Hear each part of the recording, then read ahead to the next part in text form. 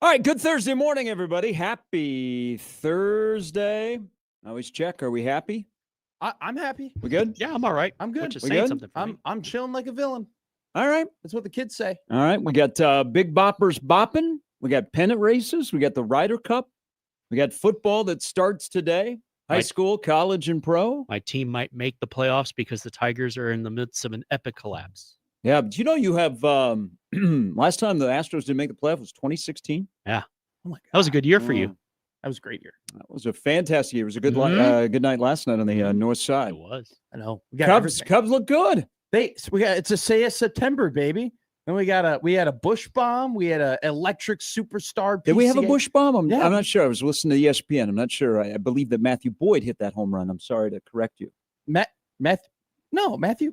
Yeah, Michael Bush. I was listening to ESPN. Ravitch and Eduardo Perez. Okay, so I wasn't crazy. yeah, so okay. Matt- Oh, he said I wasn't. I don't. I You don't were- turn you on watched the volume. game? No, I watched the game. I didn't put. I Yeah. didn't have the volume on. Okay. Yeah, that was an interesting back Okay. and forth last night. I just after- assumed I was well, tired and wasn't there was listening. Matthew Bush, and then there was Matthew Boyd, who had pitched earlier in the night, and it was not the first time that Carl Ravitch had butchered that. But the baseball is good. I know you're dialed in on your football. Just check out some baseball this week because it has been awesome to watch. I was dialed in on baseball yesterday. Yesterday was a baseball day because it was a Wednesday. It was no football. We're trying was to get being you to be a played. basable guy. The Apprentice I'm- loves I'm baseball, so not- we have to Okay, watch so at night. It's a little bit I'm- tough. I like baseball. I'm holding your watched- hand. I'm going to bring you into next week when the postseason begins. I have kept up enough with baseball to have casual conversations with people. I have not kept up enough with baseball to have in-depth conversations with you. But I did. I watched baseball Top yesterday. button today. I checked the scores. The Brewers lost, or the Brewers won, so that's won. really good. Padres Yeah, lose. good We game. get Good you know, afternoon game. We get that gap so we can get the home wild card game. Home We wild. don't care about the Brewers anymore, unfortunately, You Well, yeah. worry about them later. because they've already won the Central. No, but they beat the Padres, and that was good for Okay, the wild card. yeah, that's right. I'm That's keeping up right. with that. Okay. And then the That's right. Guardians won Oh, again. Look at this. The Guardians won again, collapsed by Detroit. That Mhm. was incredible. Big Dumper had his 60th homer. Mhm. Judge had his 51st homer. Yeah. Schwarber had his 56th homer. Well, you had big boppers last night because all three of those guys that you mentioned all hit double home runs. Mhm. Oh, did they all hit two? Yeah. Okay, see, that's me being really liking baseball to the difference of loving Okay, baseball. you're on a roll here. I'm Is there- excited oh, because Paul Skeens had a great outing yesterday, Yeah. but he still didn't get a decision because the Pirates suck. They're I want to terrible. thank the Chicago White Sox for going over on their win total this year, and Paul Skeens for going under his win total. You Okay. picked him to on The the total under? was 10.5, and I said he would go under, and he'll finish with 10 wins. Which Well, is he But he impressive. will finish with the National League Cy Young Award because I think there's smart enough people out there that do not look at wins specifically to starting pitchers. They will look at just total dominance. I'm hopeful. There'll be that one outlier that tries to make a statement that is like, I can't select the guy to win the Cy Young Award if he only wins 10 games. So, yes, that came through yesterday, but he's going to finish with a sub-2 ERA, and I think his whip is like 0.95. I mean, he's been unbelievable in his sophomore season, but the Pirates are the Pirates. I am a But little. they didn't win last night. Nobody wants to grab the third wild card in the National League. Somebody's going to have to. Take it. 0.95. Yeah. That's ridiculous. I don't love though. Like it's cool and everything like that, but I saw his final out of the season. Great Yeah. strikeout. It was a really cool moment. Goes back into the dugout. Half the highlight was them showing Livy Dunn. Like They should. oh no, I mean They should. Ratings. Have you seen some of their TikToks together lately? no, I haven't. Yeah, he's doing her hair. They're going on walks to get coffee. Oh, nice. Yeah. Go to like walks a for regular Mantis. boyfriend. He's being a regular Well, boyfriend. they can't really go out in public. They can share an icy like know, light. because that's how they they kind of met? they kind of stand out. oh yeah, I mean, he's a large individual, and she's she Livy. is one of the more recognizable female athletes, content creators in America. well, they're both recognizable for very different reasons. Actually the opposite reason for being. I think honest. they're good together. Well, they celebrated. If I their- was going to turn Livy over to anybody, it was going to be Paul Skeens. they celebrated their 2-year anniversary of their dog Rue yesterday. Yeah? Yeah. Why I know that? Exactly. Do you I think if a wanna- dog I was hate a it. Jimmy? You're a dog owner. Well, You not think- anymore. She's dead. Oh, that sucks. Yeah. Sorry. Yeah. It Oh yeah, happens. she died last week. It happens. Do you think though, if you're a pet owner and your dog was a human, how long would you last in that relationship? What? If your dog was a human Okay. and you were in a relationship, how long would you last in that relationship? Think about this, because we love our pets. Yes. I mean, I know how much you loved your dog. Yeah. Your dog made numerous appearances on the show. Yeah. That's why I Um, wasn't here last Wednesday. But I don't think it lasts very long. Yeah. Isn't a dog the ultimate love bomber? Like It could be, but it could also be the ultimate wingman. okay, but I don't know that many like cool dogs. Like Oh, I I've For used- example, if you get a cool dog, or uh, that could be big for you. hey, rookie. yeah. Um, Go Yeah, you ahead. see dogs on your walk. No. Back in the day when I was surveying the field, I used a dog and a kid. that is such an interesting way to put it. Yes. Surveying the field. Well, back, in my lifetime, they really weren't surveying me, so I had to survey them. sure, watch in the so same boat. I borrowed 2 kids. Well, I said I would What watch do you them. mean? Okay, you babysat? Yeah, they two were kids? 2 beautiful young girls that a Okay. friend of mine, that's their daughters. Okay. And I just said, You seemed alarmed. you I think guys- this is inspiring. you guys wanted to go out on a date. And so I said, yeah, I'll watch them. Mhm. And I knew that Mhm. they'd be terrors. And, one was 4 and the other was like 2. Jeez, You know how what you were old getting you? into. How old were you? This What? was in my 20s. Oh my god. Yeah, you could talk okay. to him. Yeah. So they were terrors. They're not that way anymore. I don't think so. Okay. But I was like, I'm going to try out. Well, I'm going to use you to help me. Uh-huh. Get women. So I took them out into public and, Did you go to Target? Because at that point, you might as well be wearing a magnet. no, it was actually like, I think maybe like I was doing something for his wife. So I think we stopped like at Walgreens. Okay. Like I'm not, Did it- I'm not, it's tough to go to Walgreens and like, if you're looking for like a love connection, Yeah. Oh yeah. unless you're Yeah. like a silver slugger I and you was go gonna and you say, hang out in the yeah. pharmacy area where they have a waiting room. Mhm. So I I haven't used used that strategy. I used the 2 daughters and did get attention, but the dog worked best. Yeah. Like have a dog. Yeah. Have a dog, Get a dog, Matt. on a trail, No, I'm and you've aware got of- people that are running. And if it's a really, really cute dog, Oh, they'll actually, and if it's cute enough, they'll stop and you start a conversation and there you go. No, I'm Matt, aware you get of a that. dog, then get you some okay, tearaway I got pants it. from the basketball Guys, program Do because you, you'll be do in. you trust me with a dog right now at this stage of my life? No, I No, trust the okay. dog more with you. No, because you'd oversleep and the dog would just ruin the house. You'd forget Okay. to feed it. And I'm more worried about what Jimmy said, not necessarily the oversleep part. do you which, have by the dog way, food? No, I you did eat find bread. shout out Noah, one of our listeners, DM'd me on Twitter yesterday. He found a viral video of a guy claiming that he had set his Apple alarm clock and Yeah. it didn't work. That his iPhone and he like overslept at Are you work. trying to It justify went viral Monday? on Twitter, and then there were a bunch of people down low that were saying, "Hey, that happened to me too." So maybe I'm out of the woods. But you already admitted that you didn't set an No, I alarm. didn't. Yeah, I didn't. yeah, set my yeah, so alarm. that yeah, doesn't- yeah, it had nothing to Well, do you with would, that. don't go, Yeah. don't be a lawyer. Yeah. No, You'd be in God, trouble. Well, that'll no. rest I our don't think I case. could We be can still make anything other lunch. than this. So yeah, like if a dog was a human, you would have broken up with your dog a long Yes, time ago. 1,000,000%. Oh. They're That all- just shows you how great those animals are and how much we Unconditional love. Yes, that's the way to describe it. That's why it hit Because me there's a lot so of hard. there are a lot of people I know because they advertise on the stream. They have an 800 number if you need one. Mhm. There is apparently not a lot of unconditional love. We all of a sudden are on a run of like divorce lawyers on the stream. That's what I heard. Really? On Uh, the YouTube stream?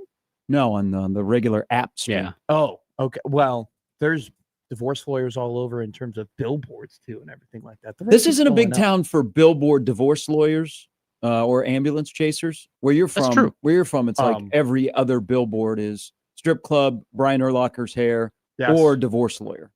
Yeah, that dude. Back in the day too, Derek Rose was on every other billboard. That was an incredible time. Like I for a mean, good thing. no, for everything. For, Everything. like it'd be for Bulls season tickets, it'd be for the restaurant. Boys and Girls Club, Yeah. it'd be for like his own foundation. It was Brian and it was Derek.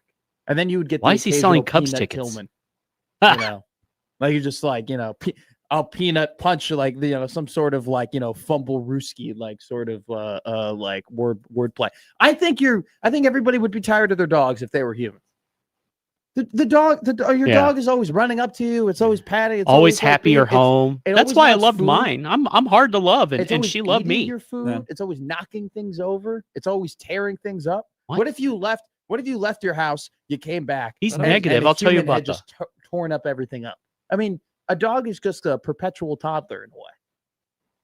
Well, and then you train them, and Yeah. then they get older. And they snuggle. And then And they're they're just there. an old person. Yeah. And they just sleep Well, everywhere. Then their kidneys fail. and All then right, there's we have that. two Just people on the describing my show dog. that love dogs. I And Matt. know we're not doing this thing. Matt, you'd be a I'm great not dog turning owner. into Well, Connor Happer, where I yeah. don't like dogs. I love Ooh. dogs. Would you like to turn into Connor Happer? He's having a good Would run. you trade your life for Connor Happer's life? You can still be your age. Can he still be his age, or does he? Like, have to I be just Connor's end age? up Oh, where Connor. I did Connor- not know Connor when he was that age. Okay, that's okay. you- fair. are I've we only known saying Connor that- for like the last 10 years. Would I be willing to end up where Connor is? I think right you'd like now? to be Connor Happer. I would. He's a I good think man. Connor Happer's got a pretty good gig right Does a great now. job. He's got a good family. He's about to move into a new house. And then He's all the got a stuff good that you gig. guys disagree with, you could agree with the things that you disagree with. Oh, wait. You're telling me that I fully turn into Connor Happer? Yes. That's like how this I works. become bald Yes. and Oh, I have a that's red where you go. beard and Whoa. everything like that. I could think Connor, if he wants to grow hair, he will grow hair. I would say no. I don't want to be Connor Happer because I like being Matt McMaster. But Okay. I would take Connor's career path.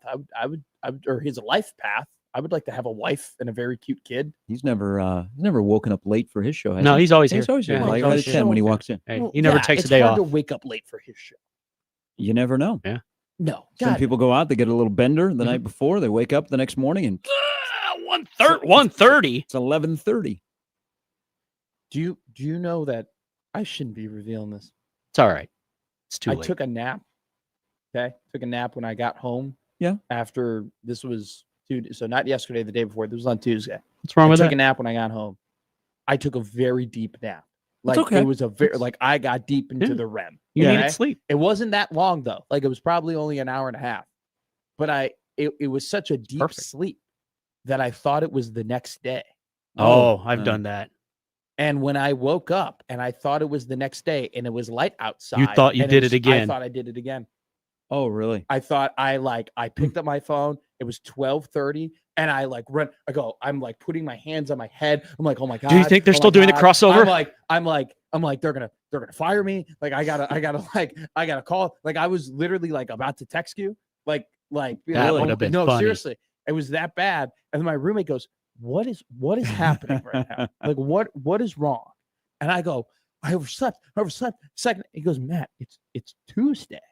It's I'm like- 12:30. I'm like, It's oh, 74 degrees. Okay. He's like, did you just take an hour nap and think it was the next? I would go, yeah, I That's did. a hell of That's a a nap. good nap. Good Yeah. on you. Talk, it was talk to dude. It was a deep. You one. need It to was- come I over and felt- talk to I the felt great apprentice. after, but Yeah. I literally had a panic attack because I thought I just not only did I wake up late, I thought I missed the whole show. Yeah, that would have been unfortunate. Coming up on the show, we're going to try and hook up with Sarah Baker Hansen. She's a little busy this morning, but if we do, it'll be in the 8 o'clock hour. Steve Sipple stops by at 9:15, and then Brian Edwards at 9:45. That's the lineup brought to you by the Rooferees at John Higgins Weather Guard. Again, the baseball has been awesome to watch. Before we all make plans to introduce ourselves to our couch this weekend Mhm. with Couch Potato Saturday, Nice. hope you have a schedule, your food schedule, your entertainment schedule, your channel schedule, your TV schedule, because Saturday is the ultimate couch potato day if you love college football. And the Ryder Cup, which the red, white, and blue will be underway. Their first foursome will have started by this time tomorrow morning. I'm going golfing on Saturday. Be a nice so day. That's Well, what window? Oh, true. tee off at 3:10, 3:30, something. You're Miss something Iowa, like that. Indiana. Something I don't know. Somebody else booked the tee time. Where are you playing at? Iron Horse. Oh, nice. Yeah. First time to be out there. Wear some There you go. sunscreen. It's gonna be very warm. There's a little bachelor. Oh, party that's deal. right. You tell me about that. Yeah. So we're going there. I got a question for you guys. I'm fully prepared for my round of golf. Mhm. But I think like one of the dads is a part of the bachelor party. Yeah. Is that a common thing where if like the dad goes on the bachelor party, he picks up all the rounds of golf for the dudes don't- the dudes who are friends with his son? Is he that a wealthy? I mean, I don't know. Is he I've well-to-do? I don't know. I'm just asking. I don't know if this is like a. He I asked maybe somebody he'll else this buy a question, they're beer like, for I don't everybody. really know. Because typically it's like obviously the groom ain't paying for anything. right? Like his everything Yeah. is covered for him. Like that's, and I'm going to make sure I take care of it. But I don't know. Should I not expect it? Well, but I know like, whose bachelor party you're going to, and they're probably listening. They can't get comp golf at that golf course Okay. with their last name. Okay. They can throw their last name around and get free golf. They are like royalty. Really? Yes. Oh, for Yeah. real? I didn't Yes. know that. Yes. I had no clue. Yes. Okay. So cool, great. But I would plan to pay, and then if they Oh, don't, always then plan it's to a nice pay. little surprise. Yeah. Well, Yeah. the groom's gonna get. He's gonna get hit. I mean, he's gonna get taken care of. I got him. I love him. He's a great guy. But I didn't. Didn't you just know. meet him? No, I've known him for 3 years Oh, okay. or 4 years. Okay. Actually, I thought there's somebody you just met. Mhm. no. Yeah, I've we known met him- last Saturday. Great guy, man. I met him. We were passing. We were on the bus together on No. Sunday. And Look, now I'm going to his bachelor party. He's a No, P1er. Not true. I knew him freshman year of college. Okay. But we were like not friends, but above acquaintances. Whatever Okay. like the middle ground is between acquaintances and friends. Yeah. Like we're, I see him at a bar. What's up, dog? Like, great to see you. We have a great convo. But it didn't. Dog. Yeah. But then it didn't take Tell until we retired that. no. Oh, so it's- Up dog. It smells like up dog in here, bro. Bro. Whoa. No, I know what it smells like when you start upping. I Get the spray. I dogged before the show began. I thought I smelled that. No, what are you talking about? What do you mean you thought you smelled? I thought I smelled something. You should walk around with that can in your back pocket. Yeah. I did not fart at all. I've been holding it in, man. I've been trying to. Don't do that. Otherwise, You know you're what? reputation. Hey, 5 years ago we had for COVID The when we were in thing? studio. Mhm. We had a shower curtain. Really? Yeah. That would have been brutal to broadcast. actually, right now love, it might be I beneficial. love 1620 the house because it was actually incredibly nice to look at you straight on and not have to do That's this not like weird at no. all. like we're in improv class and we're cheating like toward the crowd.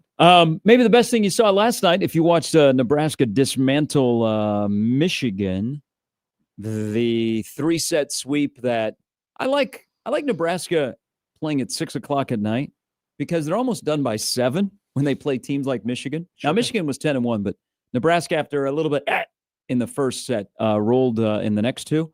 The best thing I saw last night had nothing to do or took place at the John at the Bob on the Terry floor is the Mike Gundy commercial. So the Mike Gundy cell phone commercial has not been pulled. And so it aired last night. But if you watch the commercial, Yeah. it kind of hits close to home with the guy that's in the commercial getting fired by something he says in the commercial for the cell phone company. So maybe in the rotation, maybe yank that one out, or somebody inform the cell phone company that Mike Gundy's not the right spokesperson to Yeah. have Yeah, right probably. now. Yeah. I tweeted about it, and it was then great to see all of the other Nebraska media people who were watching the game at home then all also tweet about it. It was, you know what? I think they should keep it up. It's a little uncomfortable because of the, like he talks about cutting and I'm like, But now I know what now he's not in Oklahoma State gear, but it is orange and black. See, I did though watch that commercial multiple times before he got fired, and I did not know the company's name. I now know it's Consumer Cell. So I think it's actually more effective now that I'm aware that Gundy is gone, and it's probably not the best optics that he's there, which makes it funnier, which makes me now know that's Consumer Cellular. You know what? The commercial, they should redo it and just say, hey, you're worried about drop calls, not with consumer cellular. They're different, unlike my former employer, which dropped me. Thank you. They should probably Thank you. just put a black screen that says Mike Gundy got fired, but don't forget, Consumer Cellular is giving you this deal, $30 a line. I didn't even know, Especially if you're $30 a unemployed. line. That's good. All right. Coming up in the show, everybody's got a take on Dylan Raiola. Let's get him out of your system because it's Thursday and you're talking about the most valuable offensive player through 4 games. So get him out of your system. The best and worst takes you've heard about Dylan Raiola in 3+ days. I'm here for him. Just let him rip. Just let him have it. And also, thank Dylan for clouding over what would be the other national story What? this week is that Nebraska failed again. But Seriously. because they've focused on Dylan, they've ignored Nebraska losing again in a game to say we've arrived. Next level. Yes. Mm, Yeah. So, nice. well, give us where you found the best and the worst, because everybody in America has a take on Dylan Raiola. And you know what? That's so true. You know what? For those people out there that are keeping receipts and are mining the interwebs, they're kind of winning because you're giving them attention Oh, big for their time. bad opinions. Big time. But do what you got to do. But I'm looking for the best and I'm looking for the worst because it's now Thursday after the game on Saturday where the guy threw for over 300 yards, 3 touchdowns. Yeah, he had a couple of faux pas, but I think he's the But MVP. played well, I think he's the considering. MVP of offense through 4 games. Weird world we're living in. Weird world we're living in. I didn't want to get into it with anybody about the whole Dylan thing. I stayed out of it, so kudos to me. I really did want to use the brick from Anchorman meme though of wow, that escalated quickly. Just everybody's got a take on the kid. Okay. And it's probably because and I'm not engaging because you're probably not going to change people's opinion because they've already made up their opinion. You also and, wear and their, yourself and their out. opinion is because they don't like Mahomes. Okay. Yeah, that's all so it they is. don't like Mahomes, Yeah. they don't like Dylan. Okay. They go hand in hand together. All right. That's the simple part They of it. don't even know the kid. It becomes personal. It's not factual. And then you get called out for choosing personal instead of factual because if you have facts, it's tough to argue with. But it's Thursday, the best and the worst takes. And maybe people need to chill. Okay? I Okay? think so. We got a good weekend of football. I was about to say. That quarterback, he ain't playing this weekend. You have a All right, summer just- weekend. Just let him go. Let him go. But what has happened is Nebraska as a program is not getting No. run through the ringer because they instead say, how about the quarterback who threw for over 300 yards and 300 plus yards, 3 touchdowns? First time that somebody's done that against Michigan since Stetson Bennett did it in 2021. Yep. He was pretty good in college at Georgia, but that would be factual. But you know what? Yeah. Thing about it is Patrick Mahomes never did that against Michigan. Great point. I'm pretty sure he did it against Oklahoma, but That's what I should see like out of Fernelli today. Hey, if he wants to be like, Patrick, if he really wants to get attention, go do that against Oklahoma, Dylan. Do what Mahomes did against Oklahoma when he took on Baker Mayfield. But the I Cubs were love- playing in the so- NLCS so- that night. So first don't off, remember I didn't watching really the know game. who Tom Fernelli was.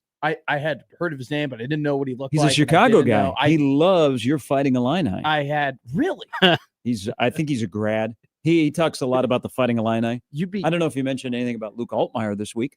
no, probably not. Okay. So Altmaier doesn't have Altmaier is like every white quarterback in the NFL. So Dylan is like Patrick Mahomes. So we focus on Mahomes. I get it. Okay. Wait, I don't know. Does Fernelli have any Caden Fegan takes? I don't know. Does he You know have- what? does So he have any Josh I Krutz said this takes? the other day, and he's one of many. Is I like that podcast. Yeah. I mean, I like that Cover 3 podcast. I like Chip Patterson. Bud Elliott, I can do, But Fernelli is okay. He adds a different little spice to it. But, man, that just has escalated. It is, everyone's got to take, though.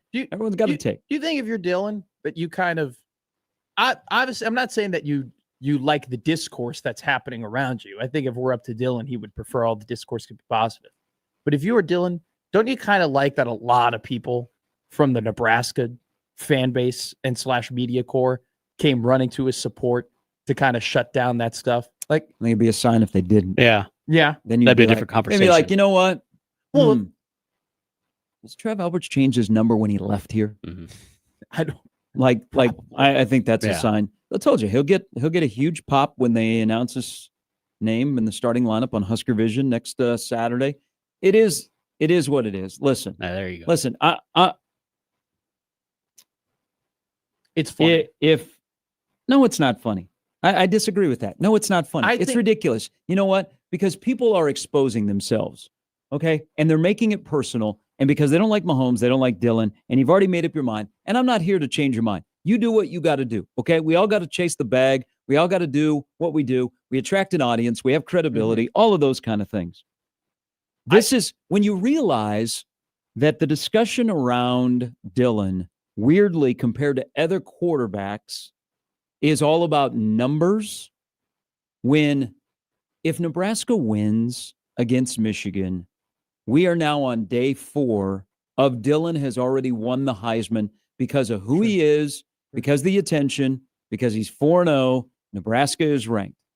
It's all about wins and losses. You can't change anybody's opinion from here on out about Dylan with his numbers. What do you say? Even winning though his cures all? numbers are very impressive, because I look at a guy like Maeva, Maeva, USC. It has some nice numbers. Yeah. But they're not like overwhelming. Mhm. And Raiola's played against two tougher teams Yes. on the Power 4 level than USC has. Now USC gets Illinois this weekend, and Illinois is still ranked, surprisingly. But everybody's talking about Maeva this week. Why? Yeah. Because they beat Michigan State and they won. Dylan's career at Nebraska is going to be summed up in wins and losses. I know it's not a quarterback stat, but for him, because he's treated differently, that's how it's going to be looked at instead of trying to throw numbers at people. And until that wins-loss record has something nice on the resume, Yeah. he's going to be treated like this. Right or wrong. It's the whole Legway thing. I tried to tell y'all. Sure. You were like, man, why is Legway getting all this attention? I'm like, because unfortunately, compared to Dylan didn't beat Ohio State. Dylan's freshman year was better than Legway, but Legway has 2 wins over ranked teams. So people look at that and they get all excited about Legway instead of just watching ball, y'all. Yeah. And that's what happens. That's the situation right now. And until Nebraska wins an important game, and I expect Dylan to play well again in an important game, this is going to be the discourse. I think, though, the discourse with Dylan has always been that he is the quote-unquote savior and that he's the guy that is supposed to turn around this program. Well, that's true. And you turn around a program wins and losses by doing exactly that, not necessarily by having 300 yards and 2 touchdowns and 1 interception. The reason why I called it funny, here's why I called it funny. Because I think I find it very funny that people, and it's not just Fernelli, but people make these takes about him and Mahomes, right? And they make these jokes and they make this is weird and this is bizarre. And they think they're going to cash in on people also thinking it's weird and also thinking it's bizarre. And they make these takes thinking people are going to be like, oh, you're cool and oh, you're right and haha, whatever. And then when they properly get called out on it, they have to transition to some arbitrary football take that they clearly didn't believe, which has now become he doesn't use his lower half. Well, what is it? What was the pivot yesterday? That he doesn't use his lower half when he throws the football. That he s- doesn't have proper mechanics. I didn't see that. Didn't Fornelli use something about he could be a dinosaur or dressed as a dinosaur? Yes. Okay, what Yeah. are we doing? Yeah. What are we doing? What are we doing? What's funny about Is it? that what that question You know, was about? you know Okay. what? You know what we actually need. I'm here for dinosaurs. You know what would not stop all this? And again, if y'all want to continue to go after and find these people and give them attention, go for it. Do it. All right. I said yesterday, game speaks. Yes. The game speaks, but the dubs speak louder. We almost need an Aaron Murray breakdown of Dylan Raiola. I think Aaron Murray, when he breaks down something about Nebraska football, people go, okay. Sure. Because remember, after the UTEP game last year, he just destroyed Nebraska's wide receivers. And there was a little pushback. They're like, whoa. Yeah. That was kind of rally. We almost need an Aaron Murray, Dylan Raiola breakdown to just go, okay, it's Thursday. We got a big weekend of football. That guy ain't playing this weekend. Let's focus on other things. We'll be back with you next week for regular scheduled programming. So Fernelli goes, because he's talking to Mitch Sherman. Okay. Yeah. He goes, it was, and he, as John Bishop and Josh Peterson can tell you, even I can tell you, he got the wrong media person on his timeline, and Damon was like, I watched Bud Crawford 2 weeks ago. What did Bud go? Left? Yeah. Did he go with a combo? Yeah. Well, Damon, I was looking at the Mitch tweets, and then I saw some Damon tweets, and then I was like, oh, okay, this is real. This is the last tweet from Fornelli. This is where it ended. No worries, Mitch. If it came across that way to you, it likely came across that way to others, which sucks because it's not how it meant to come across. It's all play-based. He could dress like a dinosaur, and I wouldn't care, just so long as he used his lower half more. I just want to see him go to Memorial Stadium and dress as dinosaur next Wouldn't week. it be hard? I will say those dinosaur costumes. Yeah. That you see like a lot of promotional stuff. Yeah. Or like Halloween. I'd buy one of those. Yeah, there you go. I would. Dylan should go all in. I wouldn't go and play quarterback in college, but I'm kind of amused by the dinosaur outfits. Lack of mobility. It's tough. Well, I would think in there because you got to run like a little red. You got to. Yeah. You actually you don't even run in that. You just kind of waddle. What are you doing? I was running in my dinosaur costume. That you don't run. You got to like hop. You got. No, you got to move. No, you got to have a lot I've of been in lower, one of them. lower, Waddle. lower body. I'm You got to telling move the legs. Yeah, but maybe Fornelli should have him do dress as a dinosaur and play quarterback. That way he uses his lower body They more. should ask Rule this. Could you get a dinosaur costume? I'm- It for is kind quarterback? of, wouldn't it be tough For- though to throw hey. and when like, Yes, their arms. They can't like, play Hey. drums they're- either. they- For You the know? record, I've been inside a Little Red before. have you? You didn't know this? How'd you pull I thought I that told off? you. Well, that's probably after I'm done and off the air, and the statute of limitations are well over. I didn't do anything like Well, incriminating or Right. anything. I did not like dirty the costume, Mhm. like the reputation. Mhm. But I just wanted to see. see, I don't think I could do Little Red because one fart and I'm done. Okay, we're off and rolling on a I'm just Thursday. saying. It's I'm Gary saying, and self-inflicted damage. McFartinson. McFartinson, I don't know, what do they call you? McFarter. Afternoon show kills you. No, You need to drop one on them. You got to do a drive-by. like a fart. Yeah. Yeah. I roll in here at 2:20. Go, hey, what's up, boys? I'll take you out And to then eat. leave. McFlatulence. We'll get you a Runza, some bad beer. We'll get you going. Mushrooms. All right. We have lots to discuss today. Look, it's just going to turn because I just absolutely, I swept the floor with the afternoon show when it came to the Michigan game. So they when it comes to like predicting games and having takes and Morning, whatnot, John and they Josh. got what they And Nick. got last week, and now they have to do the fart jokes. All right. I'm sorry. When are you and Josh Ask on Bishop at the after or Steelers. overreaction again? I might listen to that one. Friday of the Minnesota game. Okay. So whatever the Minnesota Okay. game. Ooh, a Friday? Yeah, hell yes. He's getting Popeyes. I'm excited. Popeyes. You Get have to some wait until then. They're like, right down the street. 10 blocks away. But he's buying it. oh, Get okay. extra red beans and Mm. rice. Trust me. It's Gary and Matt and Jimmy on 1620 The Zone.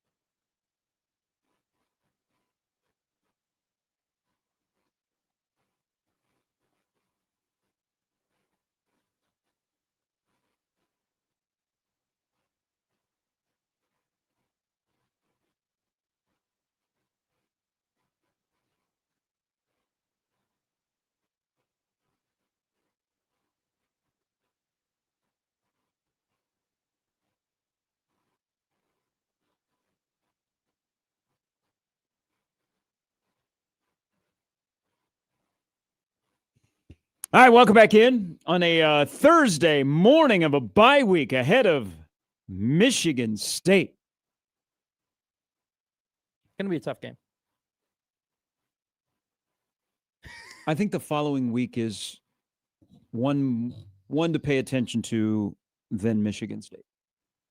Maryland, They're sneaky. they got Tough. a good. They Well, got. we got plenty of Washington- time to talk about that, but Michigan State, for all the DR15 downers out there, Yeah. my man's gonna have a monster day against Michigan State. Oh. Oh yeah, Okay. their defense mean, is terrible. Yeah. Oh, that's so true. Yeah. Prepare yeah. yourself I accordingly. did watch the SC game. We'll get into this maybe next week, but I got the old half eyeball on Maryland. Maryland intrigues me right now. They're 4-0. You can look at their schedule and go, Sharpie. They're just there's certain aspects of that game. You can't sleepwalk through that game. Yeah, but DR15 next Saturday will have himself a field day. Nebraska offensively There's a nugget. should. I will use Should. I don't want to play the woulda, coulda, shoulda, but if you look at some things, that's for next week when we talk All about Michigan State. Hey, I do want to mention this because last night, watching the old baseball, which has been just awesome to watch. The Cubs finally broke their losing streak last night, got an important victory. Seattle. So if the Cubs don't win the World Series, I think I want Seattle to win it. That's where I'm at. You know Yeah. what? I look at the fans and the atmosphere, and I love Stibbs. And I mean, they're having a victory dance in the middle of the infield last night as they win the AL West. They're like a fun team. Mhm. They got a good story. Kind of They've- new. Yeah, they're like, baseball is better when they're in great atmospheres in the postseason, and it's not always the Bronx or Fenway. That'll be one. Like Philadelphia's rolling right now. I don't trust the Dodgers in the bullpen who blew their 27th save last night. Jeez. Yeah, they still won the game, and their magic number is 1 away from winning the NL West They're again. limping into the playoffs. They've blown 27 saves and have Yeah, 89 wins. Yeah, their bullpen has been Really? it's been rough. Like Mhm. some guys that have been staples Uh-huh. have really struggled. So last night, I mean, Kershaw came out of the bullpen last night, Jeez. and That tells you I imagine that's where he'll be in the postseason. But Philadelphia has a great atmosphere. Mhm. Seattle looks like a fantastic atmosphere. Some places that it's new that are getting to experience the postseason. But the thing I was as we've watched Seattle this year, and I think also last night, Cal Raleigh just wrapped up the AL MVP. Pains me a little bit that should get more discussion Mhm. because it's a switch hitting catcher who might be hitting his prime at the age of 28 to hit 60 dongs. And then you have a Yankee and Aaron Judge, who for the 4th time in his career has 50 or more home runs, which is amazing. Quietly, consistently great. But that they've battled for the AL MVP, Mhm. and it's nationally you don't really ever hear about it, and it includes Aaron Judge. But I think last night, Raleigh getting to 60, Winning the division. Mariners winning the division, that puts him in over Judge. But let's like go back like 25 years. Okay.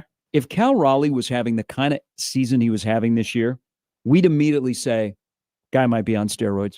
Oh, yes. Because you would flag him. So he's 28. I Mhm. think he might be coming into his prime, but he has jumpped from 34 home runs to 60. like when Brady Anderson hit Yeah. 50 and 96. 25 years ago, we'd flag him and go, You'll easily. I'm not so sure about that guy. But there are some guys that maybe post that era, they get into their prime a little bit later. Like look at Stanton. And I know Stanton's had Sure. injuries, but Stanton's had a monster year. Yeah. So like a little bit older in their prime, but Raleigh is doing this at the age of 28. That's pretty damn impressive to get to 60, switch hitting and catching That's nearly crazy. every day. That's crazy. And I think that's probably what will end up putting him. So he's minus 270 right now. I checked before we got on the air to win the AL MVP. So that's kind of at that point. I mean, not a He's gonna win guarantee, it. Yeah. but he's going to Yeah. win it. The switch hitting part. I mean, obviously the catching part's incredible, but the switch hitting part too. The fact that he's able to do that from both sides of the plate is ridiculous. I have a good. You might have seen this already. Can you name the 3 other players outside of Aaron Judge who have had 4 seasons of 50 or more home runs? Sosa, McGuire, Bonds. Sosa, McGuire, and not Bonds. It's a little bit. It's earlier, right? Yes. Like, are we talking like the Ty Cobbage, Yes, we're in that era. Babe Ruth? Yes, Yeah. that's who it is. It was good. That's incredible. Like that's one of those like when you get into the list of those three dudes, that's like that's a Hall of Fame list. That's like welcome. Where is the baseball? Or Cooperstown. There it is. Yes. I forgot for 2 seconds, literally half a second. Cooperstown.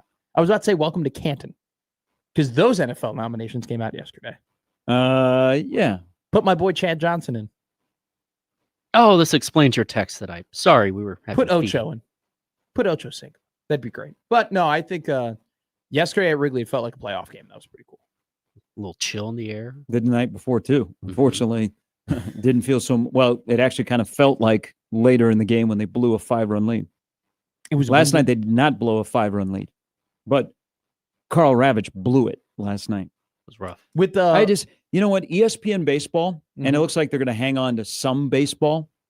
It used to be so good. Well, because So you had, good. because you had Joe Morgan And and John Miller. and John Miller in Hell the booth. yes. Okay, and Sunday Night Baseball was a Mhm. big deal. NBC owns Sunday night, so they've made Sunday Night Football a thing. They're going to make Sunday Night Baseball a thing. I Basketball. don't this think year? they have an NBA Sunday Night primetime game. They're Do supposed they? to. Yeah, after So football. you know that'll and be a big Tirico will deal. be the guy. So ESPN Baseball needs a Buck Aikman boost Oh, in the yes. booth because you got Carl Ravitch and Eduardo Perez and David Cohn, and Carl Ravitch is just kind of, you know what? We'll just kind of cash it in. loved For him them- on baseball For that- tonight. but last night, so they make the mistake, and if you can find Jimmy, you can tweet it out, and it's out there. Trust me. oh, Is Michael Busch hits his 31st home run? Mhm. Well, Carl Ravitch calls him by the wrong name as they show him going into the dugout.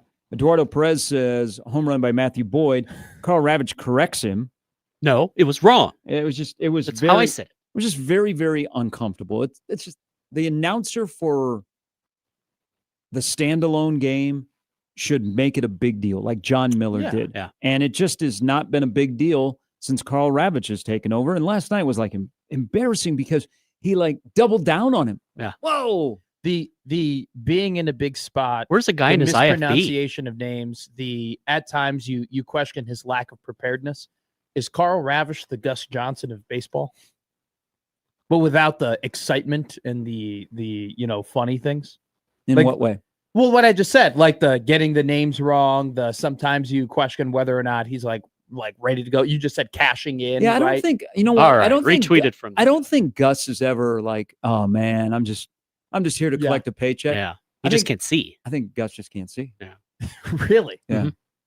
I still. Oh, you've never Yeah. you've never picked heard up- us talking about that? I've never picked up on him. Just We've being talked about that blind. on this Yeah. show. Yeah. Have we? Like, yeah, he has trouble seeing. I mean, when you're in a TV booth, Man, you're a long way away from the field. the old Arizona State press box. And I don't man, know if he calls a game with binoculars or not, he off should. the monitor. but I imagine his spotter is. But yeah, his eyes are going a little bit. I So I think admit that impacts kind of how he calls a game. Yeah, I don't know. Mhm. I don't know if he calls it with binoculars. Like he should. Kyle, the new voice of the Huskers, calls everything with binoculars. And he's young. His eyes work.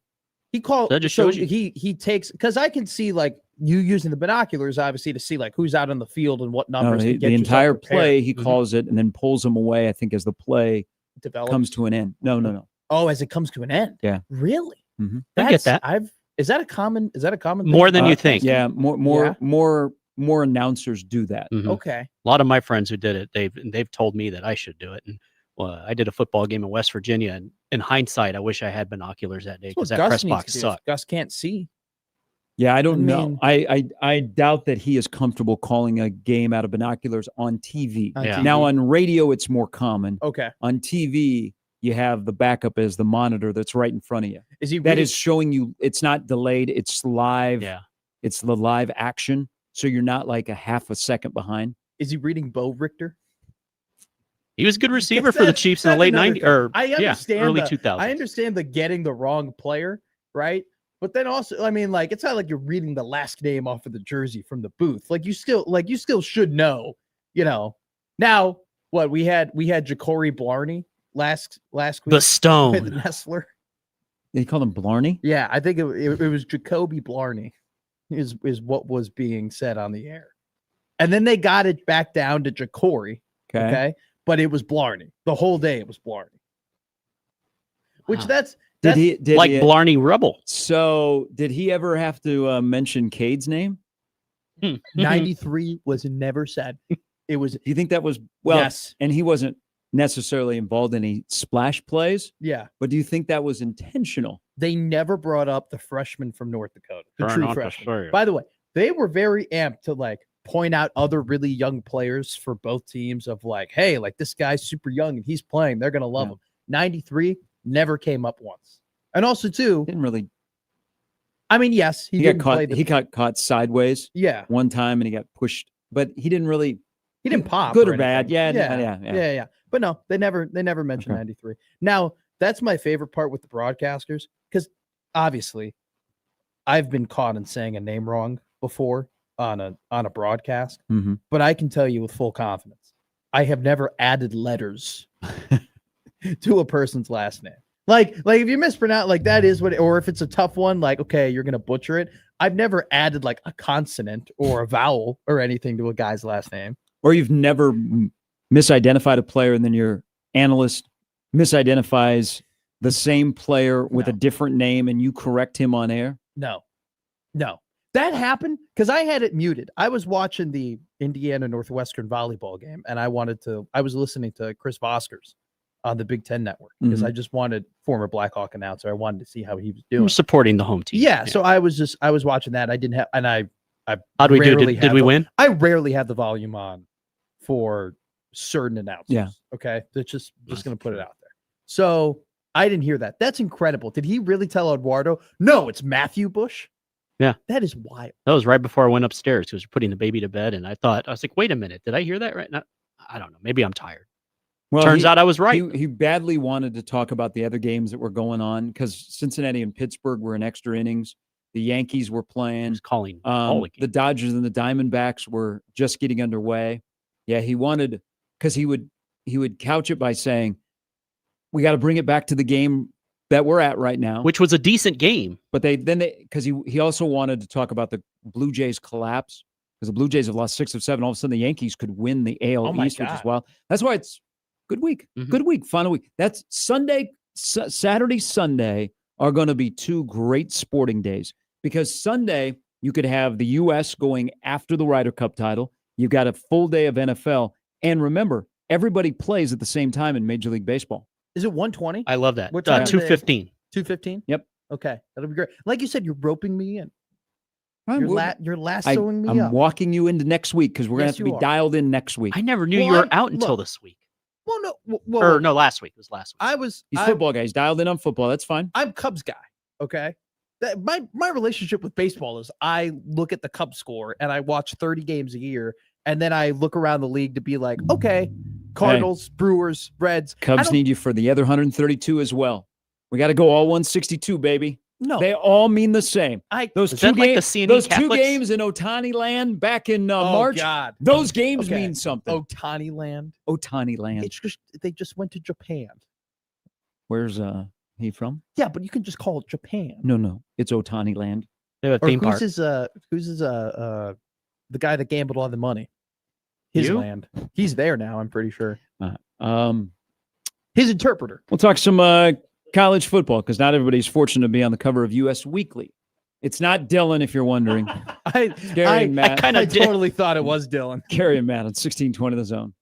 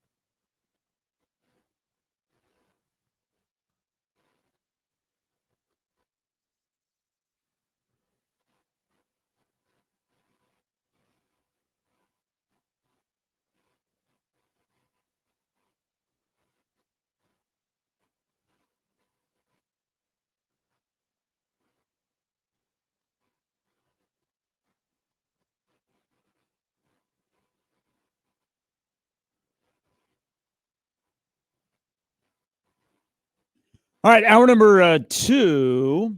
I was the discussion about Mike Gundy yesterday on the show about coaches that stay and then they have that one tough stretch and then you're out. Mhm. Would you guys what do we think of Kyle Whittingham Love him. at Utah?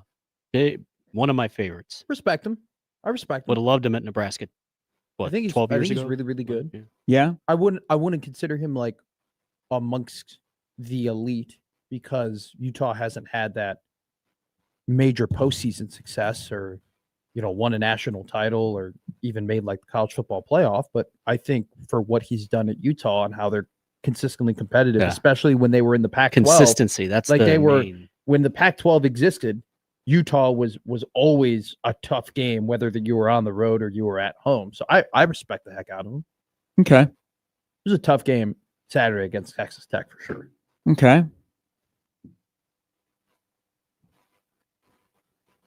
Would you like a little nugget Love your about nuggets. Mr. Whittingham? Yes. Because sometimes people live off reputation Mhm. and they Mhm. carry that a long way. Good or bad. You know what Utah's record is since they joined the Big 12 Not good. in conference games? In conference games? Yep. Mm. What do you think it is? Now, the tone of this question may lead you to change your answer, but what do you think Utah's record is since they joined the Big 12? So it's been 2 years, right? This is their This is second the year. second correct? year. Second They year. played 10 conference games. Um, I would say I think it's probably like 3-7. Okay, they're 2-8. I was going to say 2-8. They're 2-8. They beat Oklahoma State, and then they finished last year by beating UCF. Big 12 Oh, powerhouse, geez. UCF. And Yeah. Kyle Whittingham, they have an heir apparent that is on the staff, and it just feels like this is his last year. Mhm.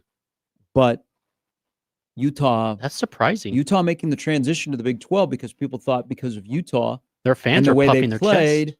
they would be, but they're 2-8 since joining the Big 12. Mhm. I think that that number will definitely get better this year. Like I do think they have the horses to I don't know their Humans, schedule off too. the top of their head, but off of the Big 12 teams that I've watched, like, I think they can beat Arizona State. I think that they can beat Baylor.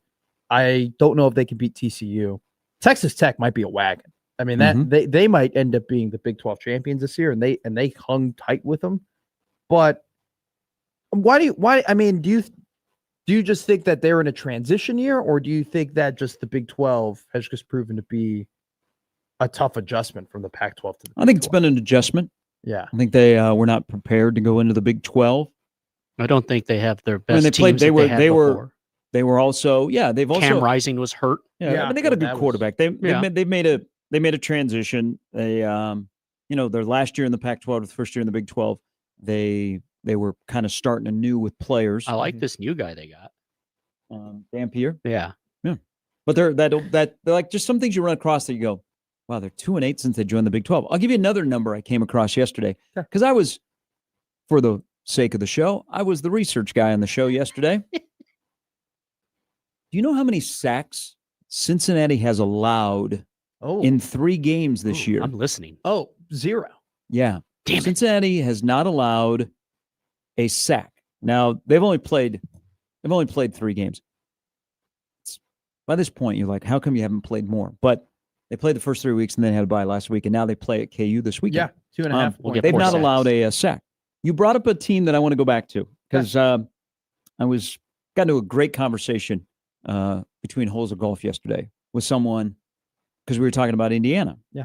Oh. And Indiana's got the head coach and the quarterback. That's a great combo this year. It was a great combo last year. Yes. And so Indiana's trending in the right direction. A lot of people are going to have eyeballs on what's going to happen at Kinnick on Saturday. Then Texas Tech. And this is why this sparked my conversation yesterday. We talked about Texas Tech having money, Mm-hmm. but spending the right money to get talent. That's a pretty talented Texas Tech team. It's Yeah. not just we spent a bunch of money to get a bunch of dudes. They got good dudes. They spent wisely. And I think they were also attractive to players that were like, Texas Tech has got some money. Mm-hmm. But I've got a place that I need to find a home. I'm a pretty good player. Let me call where? Lubbock. Is it a suburb of Dallas? Well, kind of. You just got to go a few hours west of you can Dallas. squint and but- see it. But they've not only spent money, so they went on this, little bit, make it rain. Mhm. They got some nice players. But then we got into this discussion because this all comes back to Nebraska. The world revolves around Nebraska. And shockingly, it did not involve a conversation about DR15. Okay. Well, that should have been fun then. Then there's Vandy. Yes. So, yes. If Clark Lee, good. you coach. asked me a question the other day, and it had to do with Indiana about how is the fan base looking at Indiana, and they're looking at Nebraska's current situation. Mhm. You're more upset or like, damn, these are three non-blue bloods that are either inside of the playoff at the end of September or have been in the playoff. Vanderbilt, Texas Tech, or Indiana. Now, I should say this, Vanderbilt is off this weekend, and then they go to Tuscaloosa next weekend. So they are going to be on a run of 5 straight ranked teams.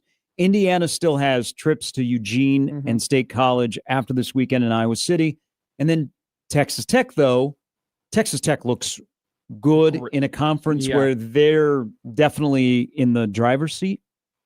Texas Tech, Indiana, Vanderbilt. If you are, let's say, Nebraska, you're a blue blood. Yeah. Non-blue bloods have gotten an impressive victory already this year, whether it be in Columbia, whether it be in Bloomington, whether it be in Salt Lake City. Yeah. Ironically, they all kind of happened on the same weekend, last weekend, when you could have gotten yours. Yes. Great point. That's actually a hell of a point. I'd be the most upset with Indiana because I think with Texas Tech, I think that Nebraska fans can recognize that they don't have a Campbell. They don't have a Corey Campbell. They don't have a guy that can just give them money and they can buy players.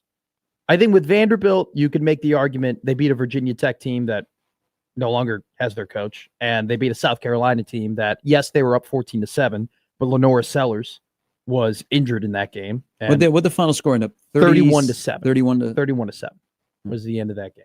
So I think you could say, well, who is like Vanderbilt beaten yet? I think you look at Indiana and you would be the most. I think you'd be seething if you're looking at Indiana because the Indiana hired a little bit of like, I don't want to call him the complete opposite, but pretty damn different from what you hired. And you zigged and you took the very button up, very good at talking, great at the press conference, face of the program guy who wasn't coming from a college football program. Indiana took the opposite of that. They took the very loudmouth, the flamboyant, bullish coach who was coming from a college. And not only like Vanderbilt and Texas Tech's overall success is yet to be seen. Indiana's already made the playoff. And Indiana not only can make the playoff this year, Indiana might be like a national championship contender. Might be. Yeah. The reality is it's embarrassing for Nebraska. It is. That we're talking about Indiana, Texas Tech, and Vanderbilt because they all have, in the last weekend or two, they all have better wins than Matt Rule has had in 2+ years. And I can speak more toward Texas Tech and Indiana. It's a frustrating conversation, but let's continue on with this. I can't speak so much toward Vanderbilt, but I can speak more toward the other two teams. Like those two teams have built their rosters completely different, like have taken the opposite approach from what you've taken. And then they won a game. They won a game that mattered. And they won exactly. a game. They won a game. Let's see, Vanderbilt went on the road. South Carolina was 11th at the time. Indiana hasn't gone on the road and won. They won at home. Yeah. But Texas Tech went to Utah. Utah was 16th last week when they played them? Yes. Okay. They were, and Texas Tech was 15th. So that's the frustrating part, is that those three have a signature victory. Kind of what I'm getting at is a little bit what I said in the first hour, is the whole Dylan BS conversation of people just being exposed for being non-footballers that hate Dylan because they hate Mahomes. It is clouded that the discussion about Nebraska can't win a game where they're playing a team with a number.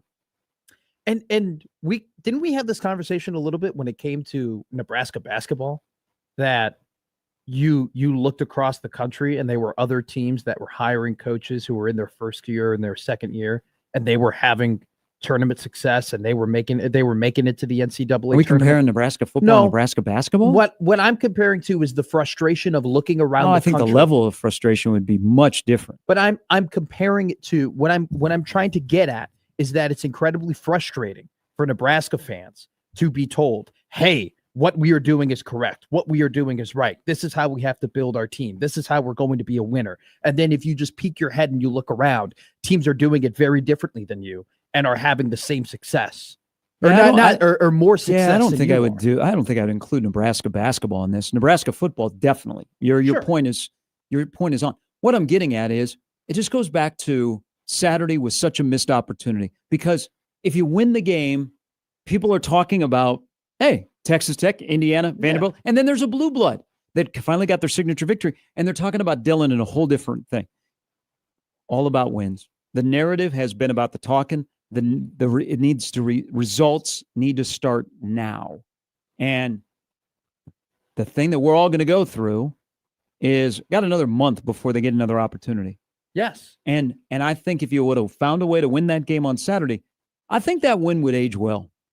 I think Michigan, if Michigan gets by USC, they could be 10-1 playing Ohio State. Yeah. And that win ages really, really well. If their D line continues to be athletic and like play the same way that they did against Nebraska, and they're able to, and their O line plays the same, And way they're that they able played. to overcome some roller coaster quarterback play. Yeah, they're Yeah. gonna be fine. I mean, I think with Nebraska though, and I said this during the roundtable, you're, and I'm not disagreeing with you when you say that eventually they have to beat a team like Michigan and they have to win a ranked game and they have to take that step.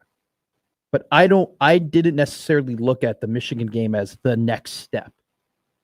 I look at So that's but is it because, and that's interesting. Is it because it's Michigan and you don't think highly of Michigan? no.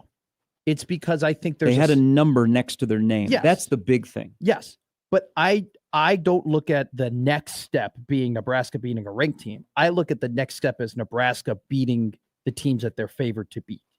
I look at the next step as them beating a Maryland, a Minnesota, a Northwestern, a UCLA, teams that you are favored by 2 or 3 points or 5 or 6 points, and you just go out and you handle business. Did you? Because you were 8-4, like you were Yes. 8-4, like right away. Yeah. So your 4 losses are the 4 games that they would be underdogs. to. Yes. Okay.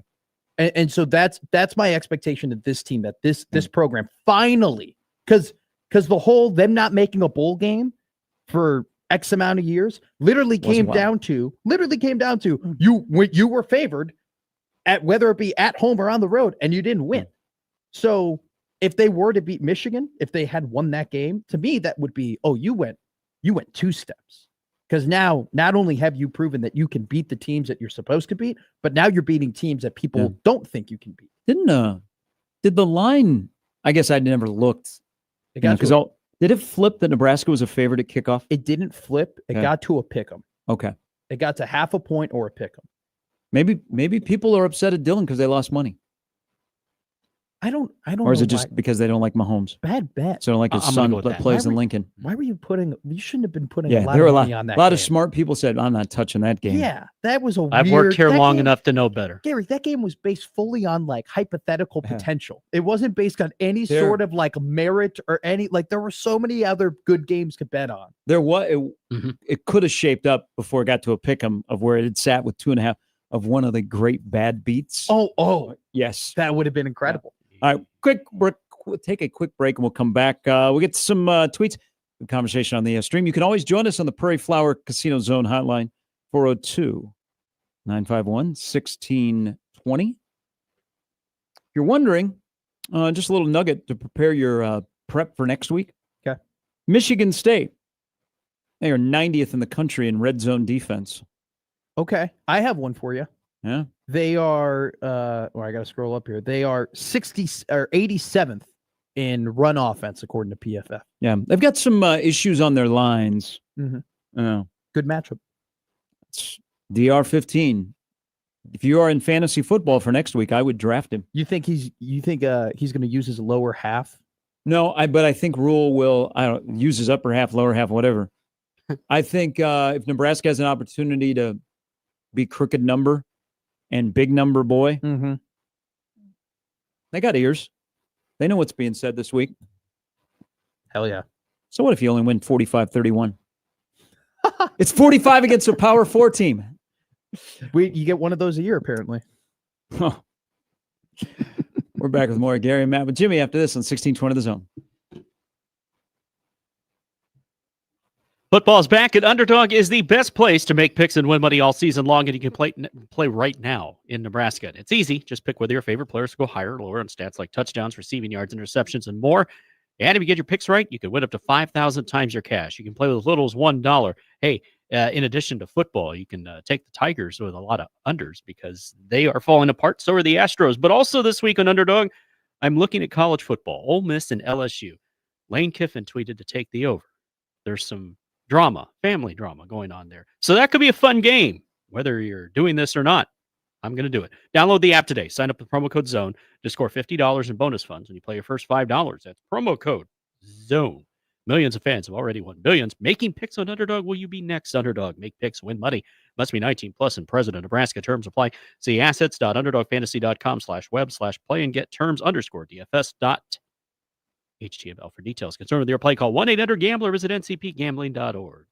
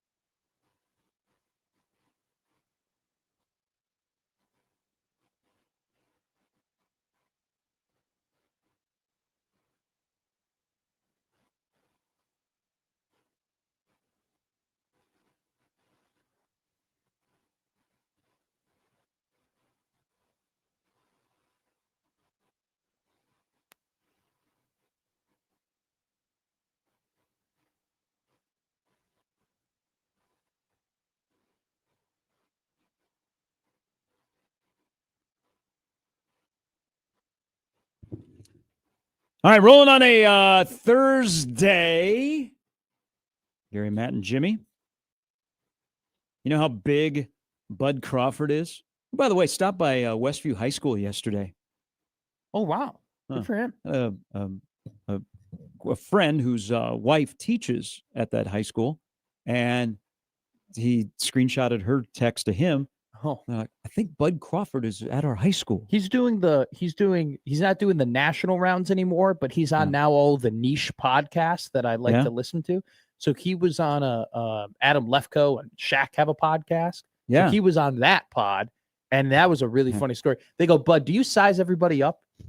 And Bud goes, unintentionally, yes. Everybody I meet, I size up. Shaq was DJing for a 21-year-old I saw this. TikToker Yeah, who's he's- got a little bit of a shady past. Yeah. She had him at his party. He's in his He is- midlife. Do what you got to do. He gets the bag. I guess in Uh-huh. this era. But It Bud, was a weird picture though. but you know how Who doesn't like them? Some you know how Sophie big Ray? Bud is. So Bud's getting a parade, and I'm Yeah. glad they checked the construction to reconfigure They the gotta parade fix- route. Yeah. Remember my little rant about construction in this town? So I'm for- pretty sure for- we for have ma- one a week at this point. For a majority of the summer, because I cut across on Leavenworth to get to Dodge and then here to the station at 50th and Dodge. It was probably about a 5-week project, and it looked like they were putting in. Well, they paved from basically Dodge to Leavenworth Okay. on 52nd. Guess what? When I was driving home yesterday, What? we're tearing up the street again. Yeah. And I'm like, this went for 5 weeks. This is where it was like exploratory. one lane. Yeah. You know, It was and- a hellhole. yeah. Well, now today, we're tearing up again, but this is how powerful Bud Crawford is. And Saturday is going to be, I mean, Bud's going to be on one, and good for him. But it's going to be really cool. The whole community will come together. They're promoting it. Oh, look at that fog at the airport. Yeah. They're promoting it really, really well. So it's going to be a great turnout. The weather's going to be great. Mhm. So it's going to be a fun day to celebrate with Bud. And then we're going to get crunk at Steelhouse Saturday night. that's awesome. Um, Are you on a float? no, You're not on one of the trolleys? it's SEC weekend. Oh, Yeah. no, I forgot. Were you invited to be on one of the No, no, floats? no, no, Okay, no, no. That would have been cool. No, but Power 106, we will have a float in the Bud Crawford parade. Hell so yeah. everybody that sees that, give it a honk honk. This is how powerful Bud is. They have waived all parking fees downtown Hell yeah. Saturday. That's There aren't many people that can get that. Free parking. Good on the mayor. you haven't Good on Bud. you Good haven't on all of you. Have fun. you haven't sold your meters to a Chinese hedge fund yet? Excuse me? That's what the city of Chicago did. Oh, Do you Okay. not? Are you aware of this? I do not follow city of Chicago politics Parking as meters. closely as This you is- do. This is I don't follow it that closely, but I want everybody to know that I've been waiting to shell out this piece of information. About 10 years ago, roughly, City of Chicago had a bad budget problem, right? Shock. They couldn't budget it together. Dang, So they Harold went Washington. ahead and they sold to private investors all of the parking meters in the city of for Chicago the revenue. for revenue. So they got bought back and they signed a 100-year contract. So for 100 years, A lot of years. 100 years. for 100 years, this private investor, Big Ten these left private 50 investors schools by can then. set the meter rates Yeah. for the city of Chicago. It's been 10 years. They've already made their money back. And so All right. just so you know, when you go to Chicago, okay, don't park at a meter. Okay. It's like $20 an hour in some spots. Okay. Damn inflation. Spot Hero is your friend. If you ever take a vacation, if you ever take the 8-hour drive or 7-hour drive over there, Spot Hero, you'll find great deals.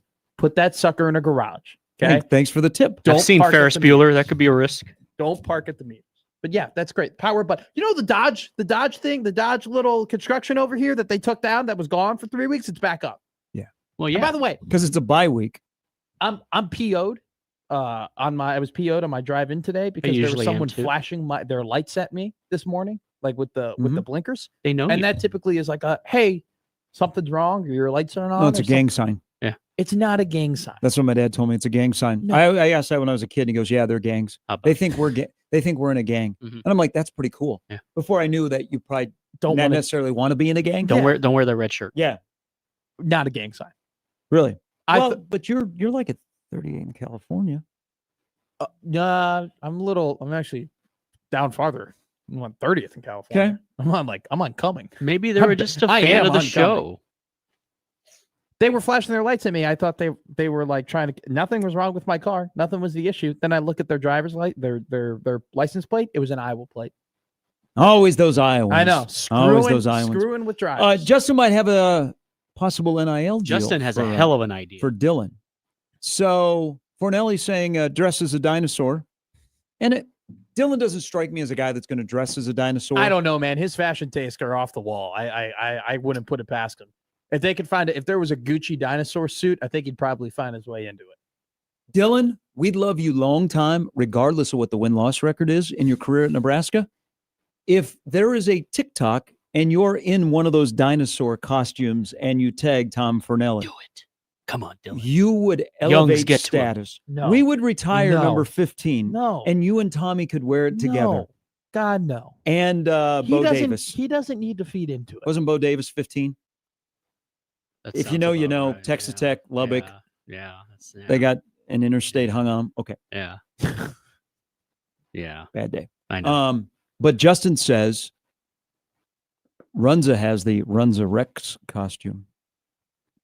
We don't need to be putting Dylan in a costume. Why? Why are you anti-fun today? Because How come there are no I'm NIL deal? anti-embarrassment. Are you anti-dinosaurs? This is fun. This is great. Sports is fun. I It's got- entertainment. I got Fun a is question. good. What is it y'all say? Fun is We good? already have Yeah. Nebraska football already has a ton of meme photos in the bank for if they end up going 6-6 or 7-5 this year. Okay, they already have Matt Rule with the steer. They have Matt Rule Exactly. jumping off of a tractor. Okay, At this They- point, everything is fair game. Yeah. I would go for Dylan being in the Runza Rex costume with an NIL deal with Runza and then tagging Tom Fornelli. no, I think that would be meme material. What if he ends up losing again? So then he Yeah, loses you again, win then and you you post lose that every after day. But loss? he's still got to be Runza Rex, and Yeah. that's very few people get to be Runza Rex in the state of Is Nebraska. it really that big of an honor to be Yes. Runza Rex? Yes. I'm sure Kids that we will could love find a way him. to get you in Hell, that costume. Yeah. I don't even know what Runza Rex is. I haven't He's a even seen dinosaur. this. He's a Dino- dinosaur that loves springs. Dinosaurs are very popular. Yeah. As Josh Hodson's Yeah. son loves Yeah, well, dinosaurs. yeah. Shout out There's a- Robbie. there- Shout out there- dinosaurs. There's a dinosaur man in this town. He teaches kids about dinosaurs. Every kid gets into one of three things: trains, dinosaurs, or cars. Okay, that's Or ev- trouble. Every Yeah, every boy, definitely trouble. right? One of those, or video games. well, Or you fire. could probably combine video games with all of them, but it's trains, cars, and dinosaurs. I was a cars kid. Josh's son is a dinosaur kid. Were you a train kid? No. Jimmy, what were you? I was a sports guy. Yeah. I was into sports cards. Well, yeah, I was too. Yeah. Sports. Love dinosaurs. Yeah. Remember, I've we've had the discussion. I think it was you and me that had the discussion about dinosaurs projecting onto a football field. What positions they would be. Oh yeah, we did do that as Yeah. you were gone. By the way, Slow the crap day. we do when you're not here, I hope you don't listen. We scream at each other about Vikings football, and we try and decide would a Velociraptor be better as a fullback? Yeah, my emails and the phone Or- calls that day speak that they were very much because a into that. pterodactyl obviously is your wide receiver. Like that's not even This is a great topic. is a discussion, This is right? a great topic. But like a Stegosaurus Rex fullback. for no, I would Fullback. say middle linebacker. See, so that's where the And then argument then your began. T-Rexes are tackles, right? Your left tackle, your right tackle. Yeah. And then like You could then we tail whip kind- someone. Then we a Tyrannosaurus Rex, or that's a T-Rex. But I ran out. Then we started looking up dinosaurs, and then we started like trying to put them and together. Brontosaurus be the general manager. Well played. Yeah. John writes in about the parking meters Point into is, the Equitable Bank Dylan needs to be inbox in where a they take costume. banking personally. Good morning, old man Doug. I'll see Equitable Bank all over Elkhorn Stadium tonight on TV. Imagine that the People's Republic of Chicago sold city property to the communist country of China. But that place isn't a hellhole, according to Matt. It's my home. Pizza is good. Hey, I'm trying to find the story. hey, Pequods. what that's they're you said talking last about in time? Chicago today is that Ben Zobrist might be the greatest Chicago Cub of all time. Why? Hmm? Why is Ben Zobrist World the- Series MVP. Hmm. He once struck out Yadier Molina. Okay, Okay. Yes. that's it. That's all you got. He sang the seventh inning stretch, and he threw out the first pitch when the Cubs in 2025 turned it around. That was last night. That does not surprise me. My Ben Zobrist makes man, winners. I like my inability to keep up with anything that happens in that broadcast when the game is on. I'm telling you right now, I watched all 9 innings. I didn't notice anything. Ben Zobrist, though, also a Kansas City Royal. Mhm. And Back-to-back Oakland A. champion. Yeah, and then his wife, they were, his wife, very religious Well, she's a singer. singer. She's a, I said she's that right. not a gospel singer. She is, She's a bad one. well, she did a bad thing. I Yeah. know. Yeah. And then she Yeah. had the audacity. Did you ever see her Instagram post? No, but they sold their really, really nice home that wasn't very far from Wrigley Field that I found on Zillow. Oh, And I went and walked to their house because I wanted to see if I would hang around and Ben would come out on his bike because he used to bike to Wrigley. And I Smart. just that's kind of stalkerish. I just wanted to see him. I like him. That's literally the definition of a stalker. I liked him with the Rays. You found out his address. You They stayed lived outside in of a his I house. really, found out her class and you They lived schedule. waited in a for really, him to really leave nice his house. That is literally the definition of why She has restraining math orders this exist. period. I'm going to go No, wait. I by did the not door. like. I did not go all Travis Kelce, Taylor Swift, and leap the fence and try and do something. I just was like, I was like in the neighborhood, and that was their house. And I was like, oh, you know what? This would be the time that maybe he's leaving They- for Wrigley. He'd get on his bike, and I'd get to see Ben Zobrist bike by and say, hey, what's up? And he'd stop. We'd have a conversation, This is take a selfie, sign a baseball for me that I had in my pocket. me being a young and really only knowing like 4 blocks of Wrigley. There's like nice houses in Wrigleyville. Yeah, you like gotta aren't go- they all just lofts and like apartments and whatnot? Well, from the outside, Yeah. yeah. Oh, but He lived in a brownstone. Mhm. Oh, Yeah, okay. really, really nice. Yeah. All right. But they sold it because they had to. Yeah. Well, That's what happens when you you get knew- divorced. Some people get the house. Some people, then you say, let's get rid of the house and then we'll split it up. But they had a really nice place and they got rid of it. Yeah. You knew S hit the fan when he returned and his walk-up song wasn't Benny and the Jets. Yeah. That's when you Yeah. knew it was real. Ross writes in, and this is, I don't know if he caught Urban Meyer. See, I think Urban Meyer, when he's with Donardo and the stuff they do midweek on the Big Ten Network, is better than what he's doing on Saturdays on What Fox. does he even do on Saturdays? Like they Well, barely throw it to him. He I know. doesn't talk. He all that wears much. his He transition barely, lesson barely lenses. gives any like real analysis. But Urban's like best days are Tuesday and Wednesday because he does his podcast on Tuesday. that's when he makes um, most of his headlines. Yeah, yesterday it was like he told you every coach in America is not going to get fired. They can't afford it. But I did see he that. does break down plays. And he talked a lot about the Ohio State Washington game. Big Ten is set for like to dominate your screens this weekend at 11 a.m., at 2:30, Mhm. at 6:30. This is why, and there's things to disagree with about the Big Ten currently on what they want and what they're trying to do. But spreading out the networks that they're on, this is one of those days that you go, all right, yeah. good job, schedule makers, good job, TV partners. So Urban Meyer yesterday was talking about the quarterbacks because, you got Julian Sayin, first road game Mhm. out in Seattle. Yeah. Man, I can't wait. Caleb Downs finding Damon Williams on the field. That's a great matchup. I'm on the. You I'm- called it. No, I want to give you. I give you a ton of credit. Like, when we were talking about who is the Indiana of this year, and everybody was saying Illinois, you and I were like, that doesn't count. Like, it Yeah. has to be a random ass team that no one really saw coming. I said Michigan State. I was wrong. Aiden Childs though is a dog. You said You Washington. might not be wrong. They're good. They might be a year away. They hung longer with USC than I thought they would. Yeah, they got tired though. You could tell that they got tired in that. Well, they third were quarter. sweepy. I know. They I were know, sweepy. and They I went was into the mad locker about it. room and it was 1 a.m. according to their body clocks. Aiden Giles got bigger too. Like he looks Yeah. like a wider, stronger human. He's a good Ironically, quarterback. Hopefully he stays with Michigan State. travel this weekend will be a discussion point. Oregon to Penn State, USC to Illinois, Ohio State to Seattle. Yeah, I noticed that teams are leaving on Thursday now. that's smart. See, USC to Like Illinois, Ohio State is leaving today to go to Seattle. you got it. Really? Yep. Smart. You got it. You got to remember though, Illinois is in Central Time, so that will be Yes. like USC. That'll be a little bit better. For But it's them. still 2 time zones. It still is, but it's way better than Yeah, it's better than going like to Rutgers. I know.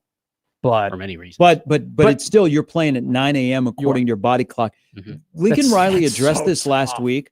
Like USC, he was like, we were changing the size of our plane.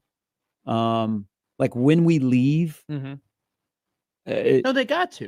I'm But- surprised that I'm honestly surprised that Michigan, because did Michigan State leave on Friday last week? I imagine they did because the game was played a little bit later. Remember, that was an 8:00 Los Angeles kick. Yeah. So maybe they left a little bit earlier. I think probably Oregon is leaving today to fly across the country, but all of these games have quarterbacks. So Urban Meyer was talking about quarterbacks yesterday, and we've talked about it on the show. And, and like everything's about Nebraska. Nebraska's in a good spot with the way they're setting up the quarterback room. Mm-hmm. This league is not only have an even playing field now with the money and the McDonald's sacks, is high-profile young quarterbacks are coming to the Big Ten. Yes. Like, I can't wait. We got Childs this weekend or next weekend, and then Malik Washington. Dog.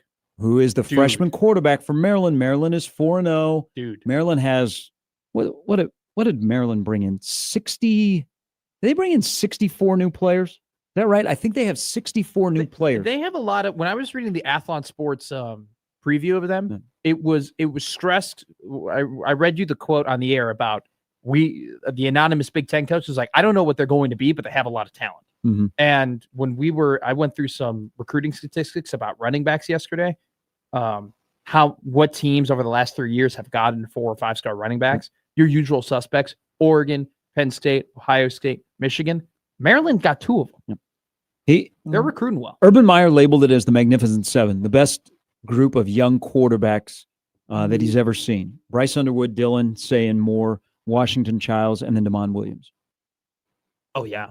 That's a pretty good crew, a great crew of young quarterbacks that are playing in the Big Ten, whether they be sophomores, redshirt sophomores. So Raiola and Sayin are sophomores. Moore is a redshirt sophomore. Childs is a junior. Williams is a sophomore. But then you got Underwood and Malik Washington are both freshmen. If UCLA wasn't a dumpster fire, that could have been the Magnificent Eight with Nico. That's another young quarterback who I think we all thought pretty highly of, but he collapsed. I mean, I don't want to say we saw if this league, and the OCs are pretty good in this league as well. If this league can also attract and win battles for 5-star quarterbacks, I mean, what are we doing? I mean, the Big Ten might as well start printing even more money. And it's interesting too, because with the SEC, like the SEC's has had young quarterbacks as well this year, but those young quarterbacks have failed. Arch Manning has failed. DJ Lagway has not lived up to expectations. Lenora Sellers has not lived up to expectations. What you could be seeing in the scope of college football is a flip of, we always talk about Big Ten, and you still have to be good here and recruit well, but offensive defensive line is what the Big Ten is known for. Down in the South, because you play football year round, more skill guys, not just the pass catchers and the runners and the throwers, but also your defensive backs. Now, if you look at, it's kind of flipped a little bit because the wide receiver talent in this league is pretty good. And then defensive backs are not bad in this league. But you called it. Miami, ACC, down south, they got a great front seven. Yeah. Tennessee, that D-line is absolutely incredible. Georgia's been doing it for the last couple of years, but like they have a great D-line but they've never had like oh my gosh, look at that quarterback. No, they haven't. But, I like Gunnar Stockton. Gunnar Stockton, I know you do. He showed some guts. And I have to write an apology to Joey Aguilar because Are you really going to? No, but did you put it on a card? I'll just say it on the air. Please write him an apology. I'd like to see, send him a letter. Do you know calligraphy? I don't think I think you were gone and Michael was filling in. I'm pretty sure I said, and I quote, Joey Aguilar stinks. Yeah. And then he's great now. But I wasn't wrong. He was not that good at Appalachian State. And there's a reason why he had to go to UCLA first and not necessarily go to Tennessee. So I wasn't completely wrong. But he's playing great as well. We'll take a quick break. We'll come back. I do have a thought about Oregon going all the way across the country. And you like stats? Stats in a vacuum? I don't think this is a vacuum. I think this is a wagon of a stat for you concerning a big game on Saturday in college football. But Oregon traveling across the country. They're just a 3.5-point underdog. Really? Yeah, more Oregon or more Penn State? We'll discuss when we come back on Gary and Matt on 1620 The Zone.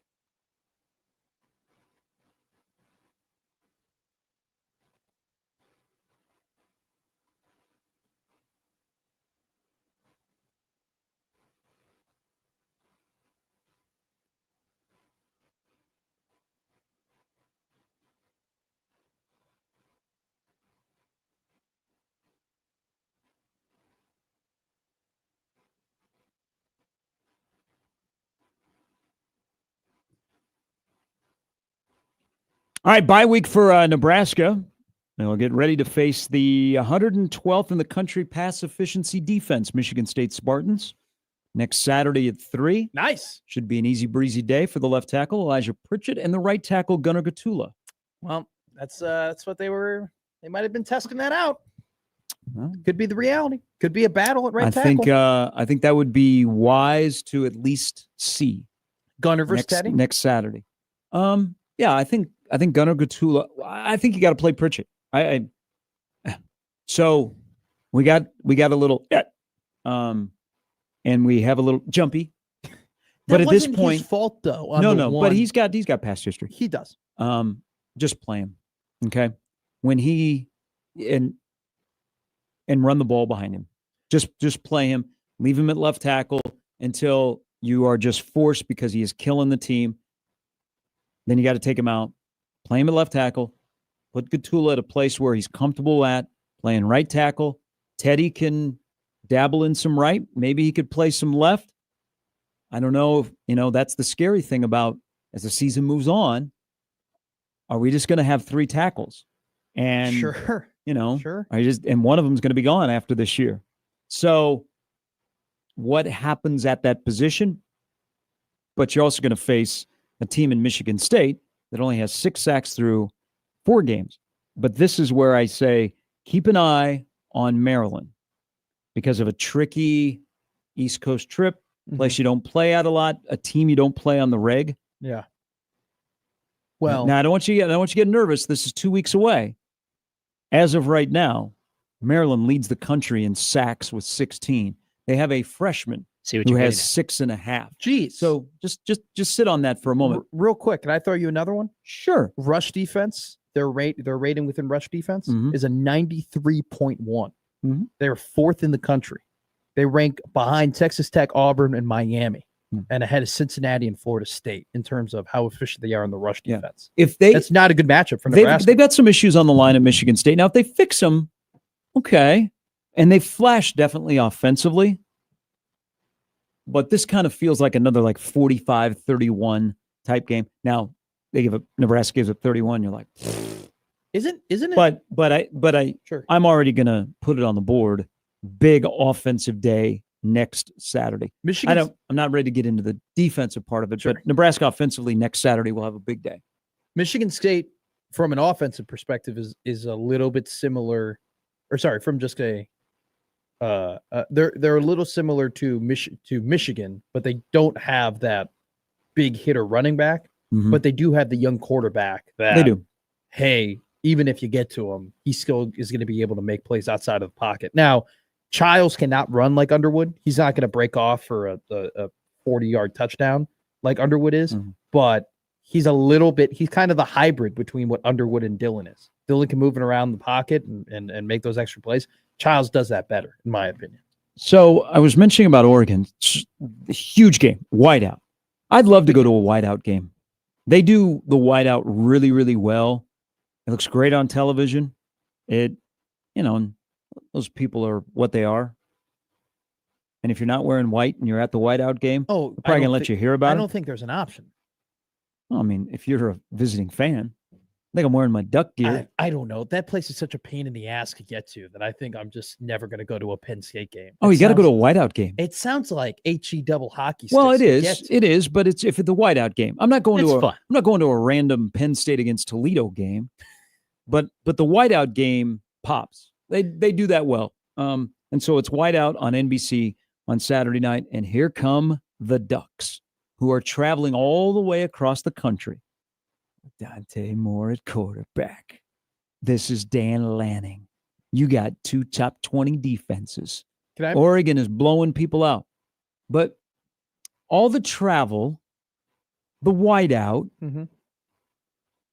why is Oregon only a 3.5-point underdog in this game? You think they should Doesn't be that more? seem a little bit low? Because If they're- I'm Penn State, aren't I like, whoa? no.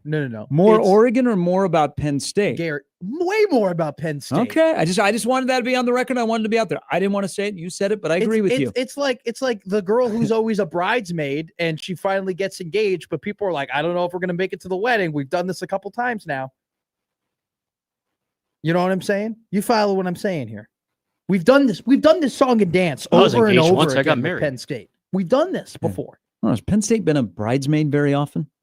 They have always been the team that looks great, that has the number, that is one win away from being in the CFP. Yeah, but or making the usually national you don't title. put them in your wedding party. You let them sit out in the audience. Yeah. You know, and then they're the ones that are taking advantage of the Aren't they- free drinks. Aren't though when we get to the end of the year, they're standing be a up lot on of the fun, though. altar to win the Big Ten championship, and they never quite do it. Rematch of last year's Big Ten championship. I Thank don't know, goodness 3 for and a the open half. bar. That's a long trip from Eugene to State College. Like, can you imagine driving the equipment truck? When did the equipment truck have to leave? August. Oh God, probably. Hey, it's funny. I can only name you one player on Oregon's roster, but I can tell you right now, they're fast. Everybody's fast. I don't know one name. I just know they all run 4.3s. They are so quick. And you know why you don't? Why? Because Nebraska doesn't play Oregon. And I'm noticing this. If your team doesn't play a team that year, you don't pay as close attention Let to me them. tell you right now, I can name you more players on Minnesota than I can Yeah. name you on Oregon. And probably then Wisconsin as well. Because Nebraska and Wisconsin don't play. Oh yeah, oh for sure. Yeah. I barely know anybody on Yeah. Wisconsin, but I know plenty of people on Maryland. All right, halftime. Sarah Baker Hansen will join us next week. She's on vacay today, so hopefully she enjoys it. We will talk about tonight's slate of football: high school, college, pro, and every hour on the hour we talk about Dillon. So we'll do that early in the 8 o'clock hour on 1620 The Zone.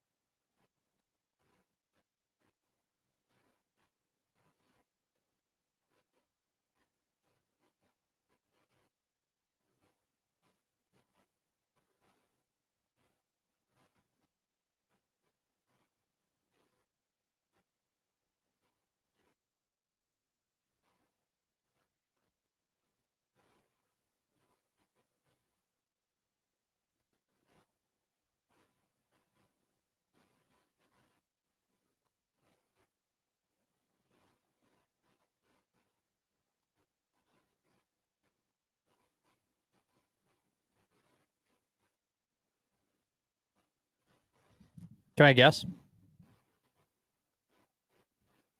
Missy Elliott? What'd you say?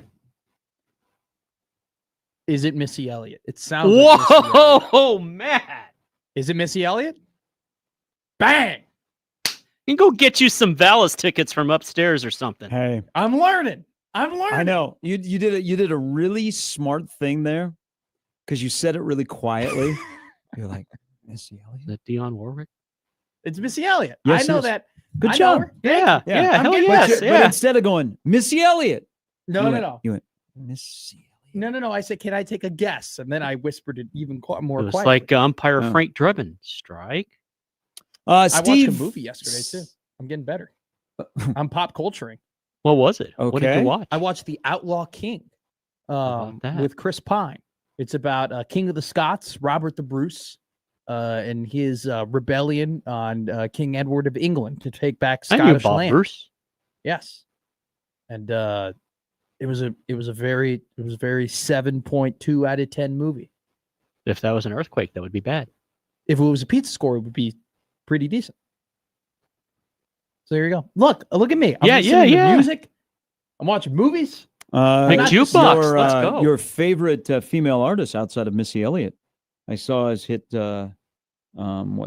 300 million streams on Spotify. Is she gonna make? Is her album coming out soon? Like, I don't what know. are we at? 34? Isn't next month is when Tate McRae is here? Oh, I thought You you were should know. talking about Adele. No, I knew you were talking No. about Tate McRae, but hey, Yeah. good call on the Adele. Aren't you going to the Tate McRae concert? I've been offered to go. Is it next month? It's next month. I'm thinking about it. What will Why are be you the thinking? what will be Because- the age range of people that will be at the Tate McRae Ooh. concert?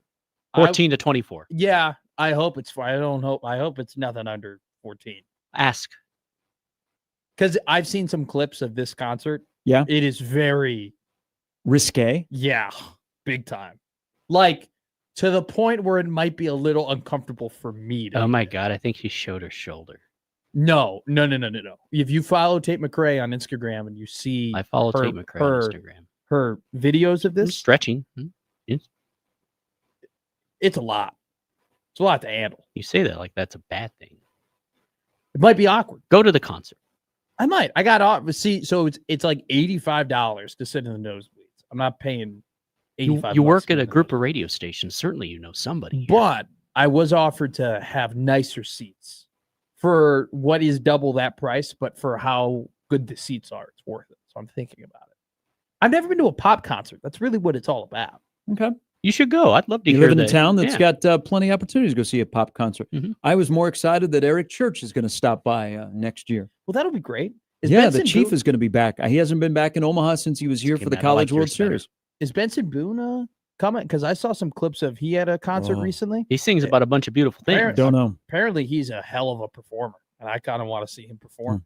Do we want to see Dan Hurley perform in Omaha? Because you can buy a ticket for the January 31st game that Dan Hurley will be performing at the CHI Health Center. He puts on a great show. He puts on a great show, and he was on Zach Lowe's I know. podcast, and he was asked, good on Zach to ask him this about Jemiah Neal's dunk in the Big East semis last year. Zach's awesome. And Dan Hurley, because he's doing the book tour, Mhm.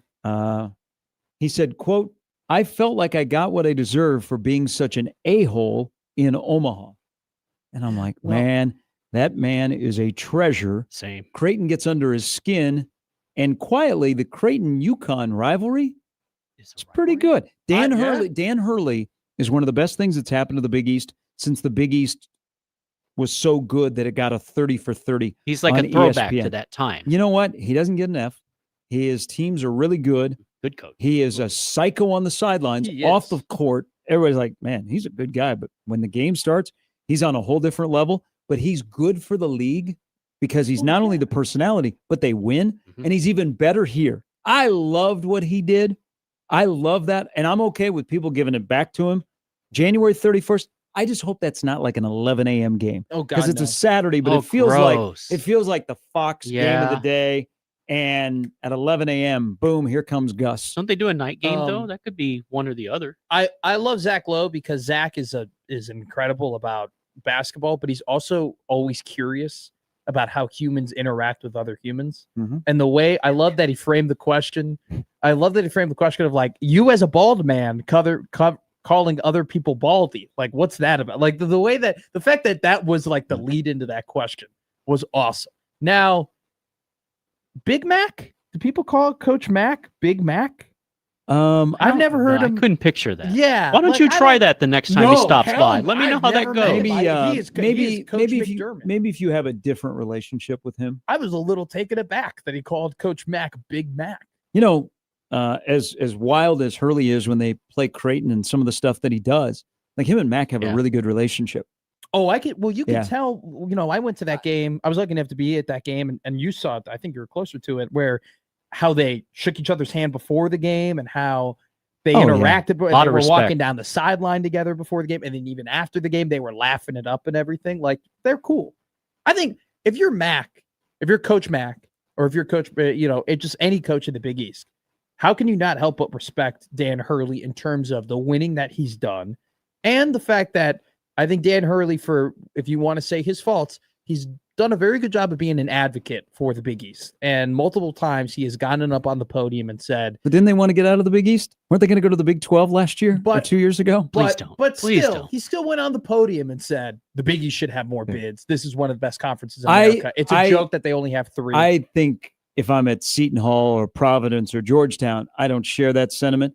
But if I'm Creighton or St. John's and I live in the world where Connecticut is Yeah. in the Big East, I'm like, yeah, I'm cool. Yeah. I'm cool with whatever he does because He helps we're gonna, us. We're going to be able to take the floor and play with them. I think those other schools on the East Coast are like, hell no. That guy is Kevin that guy Oliver. is a knob. well, yeah, because he kicks their butts every week. So today begins a run of some good football. Prepare your couch accordingly. You got to see Millard South last week. I did. So they play Lincoln Southeast tonight. Oh. Is it possible? Because they have an array of talent. I mean, really, really good talent. Is it possible to watch a Millard South game and just like go, man, that's a really good football team, and just go, man, they got a lot of talented players. I can't wait to watch at the next level. Do you have to be like a Millard South parent or a fan or an alum? Like that's you. No Millard South game, and let's be honest, they may hammer Lincoln Southeast tonight. So I Yeah. think what is Southeast 2-2?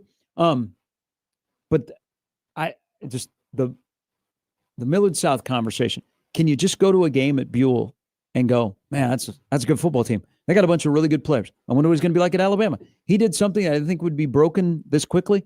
He broke, we're talking about Jet. He broke the all-time touchdown passing record for for 94. Yes. But they play tonight.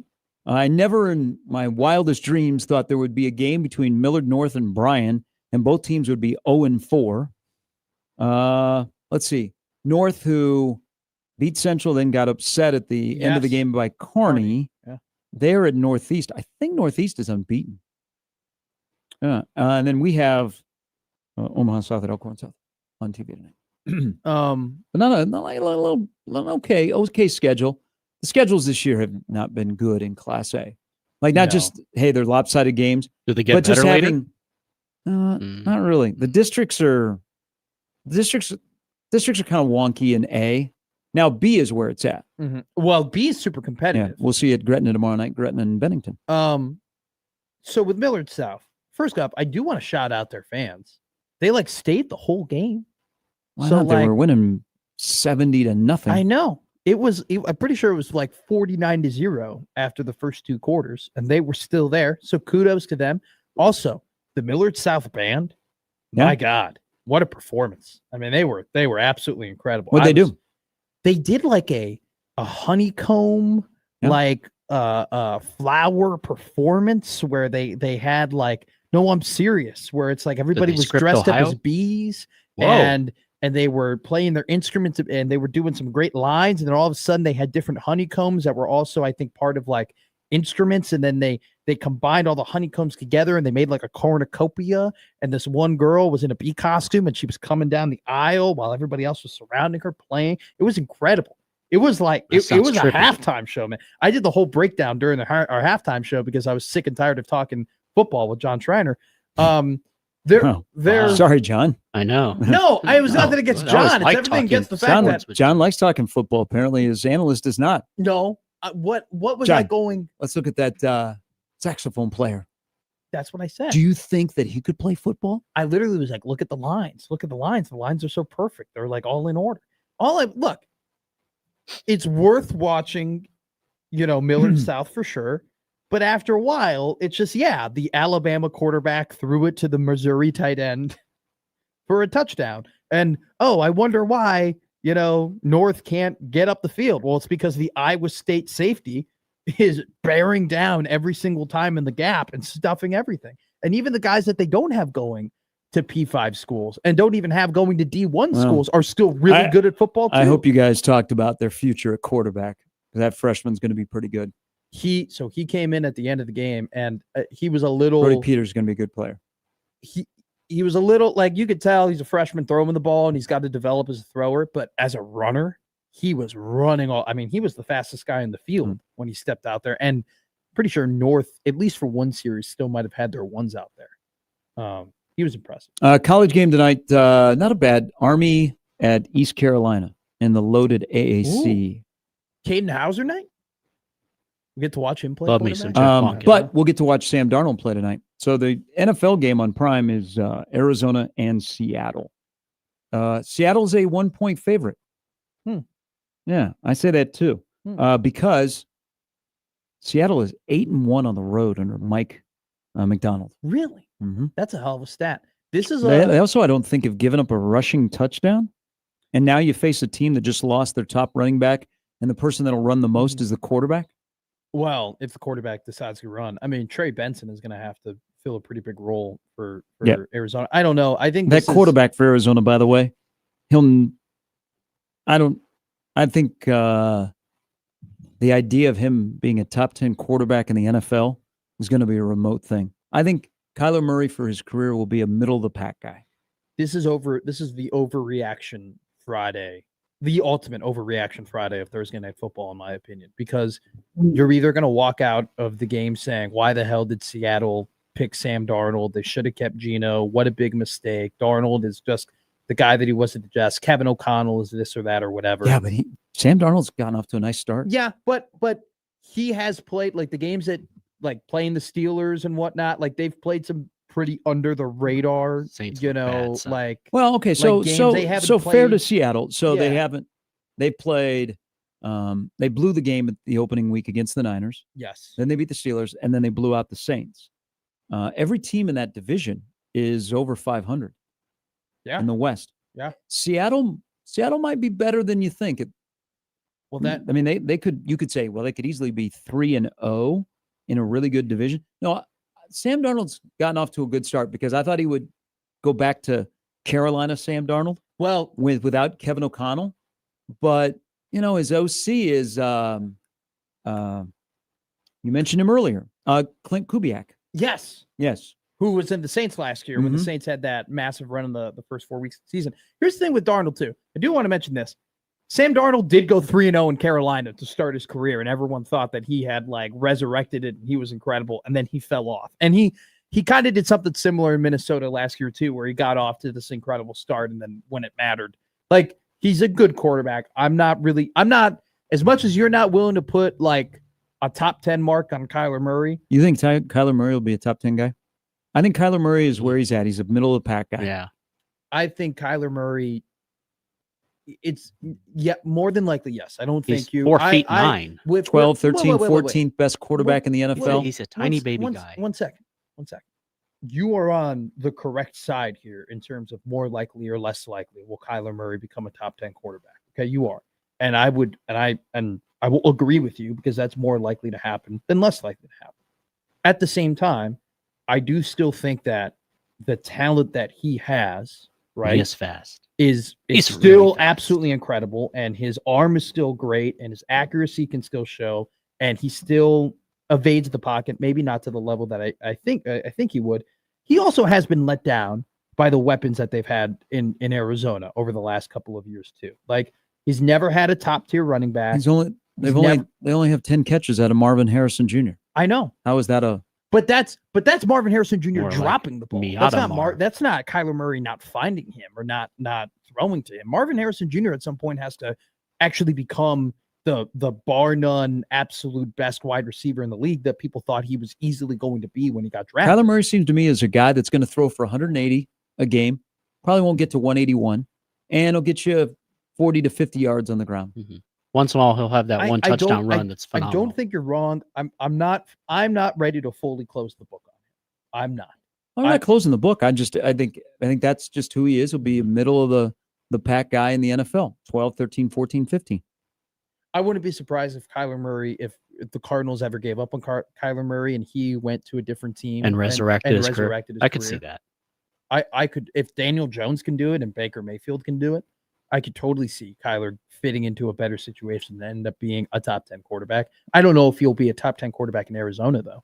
Weird vibes with Arizona. I mean, Arizona's still 2-1, but You'd this think seems they're like 0-3. Well, losing James Conner for the year hurts That because he was their workhorse. So now it's going to put a little bit more pressure on Kyler Murray with his legs. But it just seems like if they lose tonight, they're teetering, They've been and they would only be 2-2. they've been stuck in this purgatory of being Since they moved to Phoenix. Yeah, being in the fourth team in a really good division year in and year out, and getting off to good, like when Cliff Kingsbury got fired, like he got off to a really good start, and then they end up collapsing. Like that's kind of what their MO has been the last couple of years, and they've let some guys go. Like they let Zach Allen go. They shouldn't have let Zach Allen go. I mean, he's killing it right now in Denver. If they had a guy like that on their D line, they'd be feeling way better about their defense. I pick Seattle to win the NFC West this year. I think that their defense, they basically returned everybody. They were incredible last year.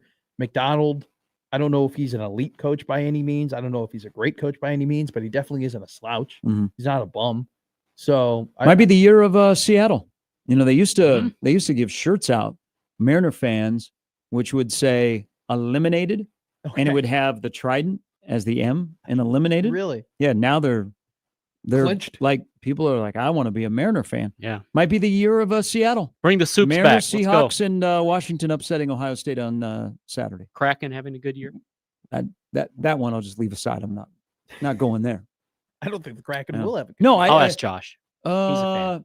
They let down. They had their first year. They were really good, Ask you and they made a coaching change. So I think I mean if you want to call it the year of Seattle for making the playoffs but not getting a ton done in the postseason, that's fine.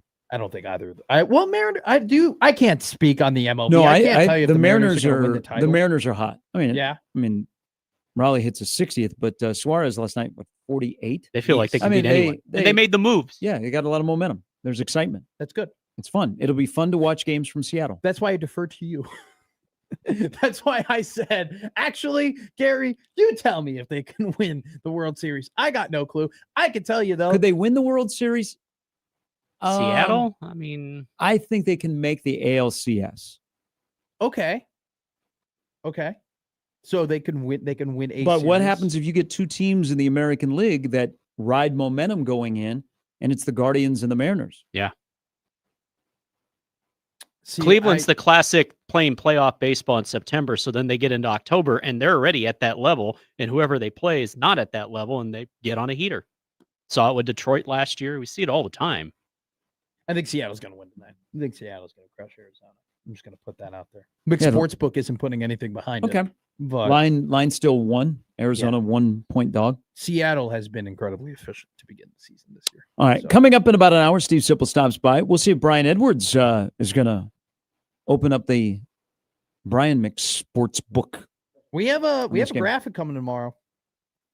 on. Ooh, graphics. Are you going to try and why you should continue to bet or what? No. We got a graphic coming tomorrow. A good graphic? It's a betting graphic. You're involved in it. You're in it. Okay. Yeah, I'm his in it. name's on the show. Brian Edwards is in it. Okay. Oh, so you're keeping Brett track. Cianci is in it. You're keeping track. Lee Sterling's in it. Okay. It is an all-conclusive graphic. Matt versus Gary, and then Matt and Gary versus the experts. Okay. So we're gonna do How that. we doing? I have to do it. I have to put it all together. I have to do it tomorrow. I'm going to tell you right now, I suck. You are probably, I think you're one game over, if off the top of my head. And I think Brett probably isn't doing that great. and I think Brian is doing better than you, and I think Lee is doing the best. If I off of, I'm glad that Lee and Brian are Yeah, I would because they hope make so. a living off of that. I think Brett might be doing worse than me.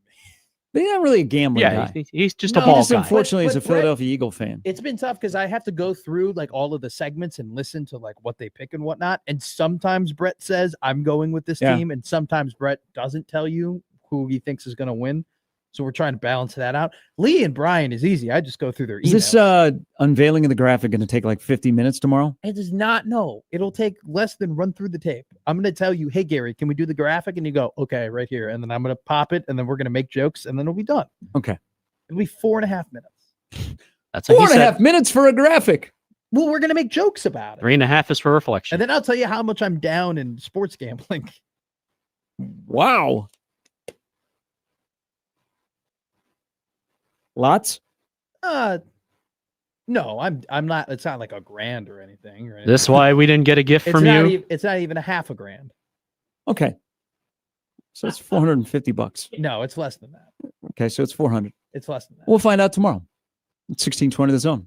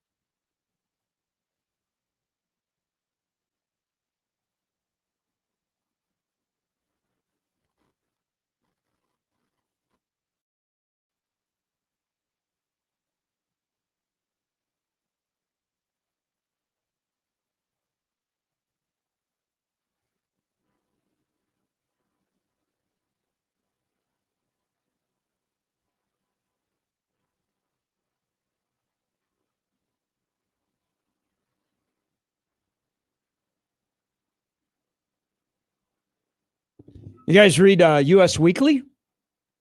You get Jordan Hudson and Bill Belichick on the cover this week. It's got to be first time ever college football coach has been on the cover of U.S. Weekly. And just who you think it would have been 20 years ago. I don't So think you- I've ever read U.S. Weekly. See, the problem is, like you as a youngster, Yeah. The we magazine. used to have these things called magazines that when we didn't have a self-checkout. So you'd go and you'd stand in the checkout aisle Go to a human. at a grocery store and they would have magazines there. Mhm. And you'd be able to look at the magazines. Now, if they had something on the front of the cover that was, they would put it behind like a black cover. Yeah. But yeah, you would stand Whoa. there while you're in the line. Oh, yeah. And Yeah, you couldn't see Oh. the bad stuff. There was some I- inappropriate stuff at the grocery store. well, some places like, Yeah. maybe a scantily clad person on the cover of a regular magazine. Like Good They Housekeeping. would, okay. they didn't want the young kids The Playboys? seeing that. Mm. No, they didn't have Playboys in the checkout. I don't know. aisle. I didn't know. You said that they put the black yeah, I'll screens take over. a Hustler and a just, Dasani. Yeah. I don't know. I wasn't there. That was before my time. I haven't had a regular human check me out of a grocery store in maybe 4 years. Wow. I'm a self-checkout king. That's all I do. Yeah. I grab and go. 20 items or less. That's all I need. You know what? I like interaction. So was once in gonna a while, say, in so my does favorite he. Hy-Vee at 90th and Center, depending on who's working, Mhm. I've gotten to know some people. I was like, I like people too, but I'm not like I'm not trying to make best friends with the grocery people or anything like that. I'm just sometimes trying they're to get lonely. home. That's their only Mhm. interaction of the day. They're a Mhm. silver slugger working at Hy-Vee, and they just want to talk to people. Hy-Vee always gets me with their sushi. There's a helpful smile in every Okay. aisle. Yeah, dude. I'll be shopping and I'll be like, I'm gonna make dinner tonight, and this will be meal prep for like the next few days. And then I walk by that sushi aisle, and then I end up dropping like $8.99. And it looks good. Dude, it's good sushi over at Hy-Vee. That's not bad. They know It's what they're usually doing. right there at the front. But Bill Belichick and Jordan Hudson on the cover of U.S. Weekly. How many girlfriends' names or wives' names do you know Sure. of your coaches? Of my coaches, Yes. Matt What- Rule. What is Matt Rule, Yeah, his wife Julie? Julie. Okay. We pretty much in the background, but we know her because she's a business owner in Lincoln and he will bring her up. Yeah, But you don't see them like walking hand in hand off the field. no, God, no. Okay. Scott Frost's wife, Didn't know her name. didn't know her name. We didn't see her a lot, but she would come to games. She would come to games. Yeah. I don't even know Um, who the head coach of the Blackhawks is. Good fan you are. I literally. How do you not? The I'm season tell- starts like in I'm 2 telling weeks. you right now, I have no clue. who Everything they- I thought I who they knew hired. about you is being just dispelled. Fraud. here. Fraud. No, That's your team. I lied. How do you not know the coach? Because he's probably Just give me a first name. He's a jamoke. How about probably. Jeff? I tell Jeff people Blashill. Yes, you're my thank you. Chicago guy. He just got hired. Not like yesterday. Yeah, but this year, I liked Luke Richardson. I was a fan of Luke Richardson. Luke Richardson. Joel was Quenneville's was not the coach anymore? No, well, we don't. I don't think he could be the coach, Jimmy. I know. Have to talk I about know. that. But Okay, he's but- back. Isn't he back in coaching now? He's with the what? Isn't he coaching a team? Yeah.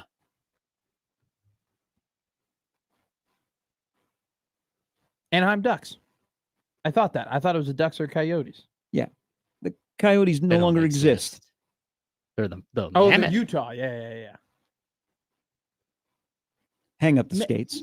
Okay, Gary, I like the NHL. when That's it my biggest begins, takeaway. Okay, I'm not reading any. Let me just mark this out Okay. for everybody. I follow the NFL very closely. I follow college football very closely. Then I have my toe. Okay. And just about every other sport. Okay. To where I'm not an expert, but I can have a conversation about. Would you say you I Okay, are can the talk football about pervert? NASCAR, So, I can all talk right, about horses. I can talk about All right, I get it. pro wrestling.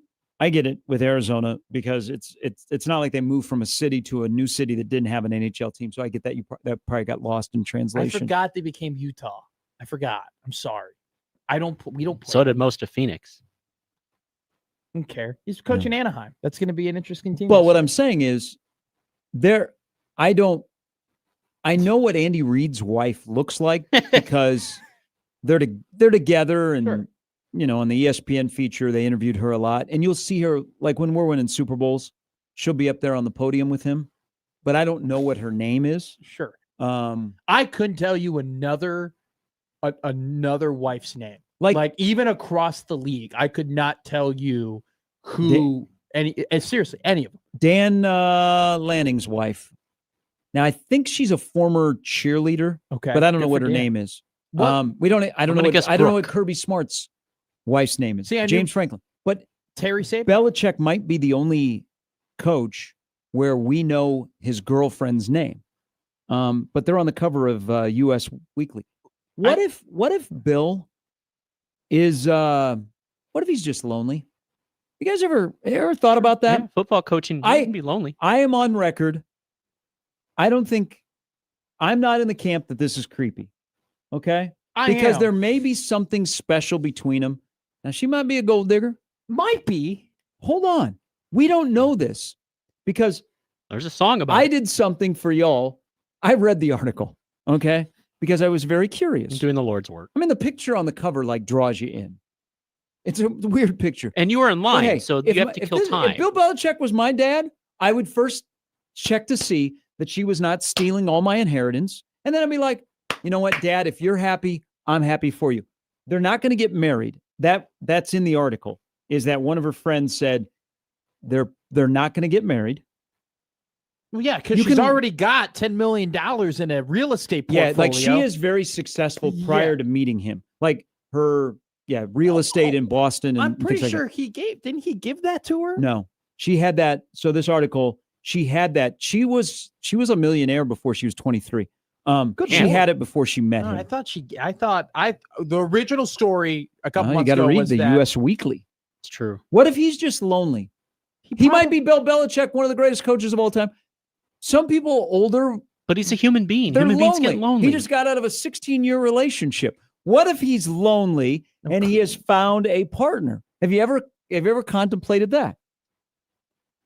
the first I'm segment. not here to judge a man, because if that was our dad or if that was us, I'd be pissed. I'd be very mad. Why? Because she's my age. You're dating. So? What if happened she's to not taking Mom? your I inheritance? love Mom. Is Mom da- was is great. Dad Now you're ha- dating a girl that is could be dad my happy? sister. Is dad happy?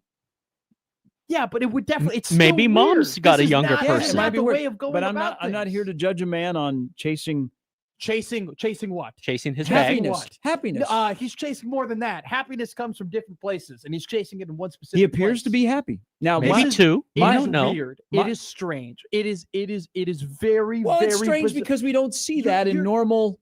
You don't walk down the street in you're Omaha telling and you're me- like, you know what? Let's go to Block 16 for lunch today.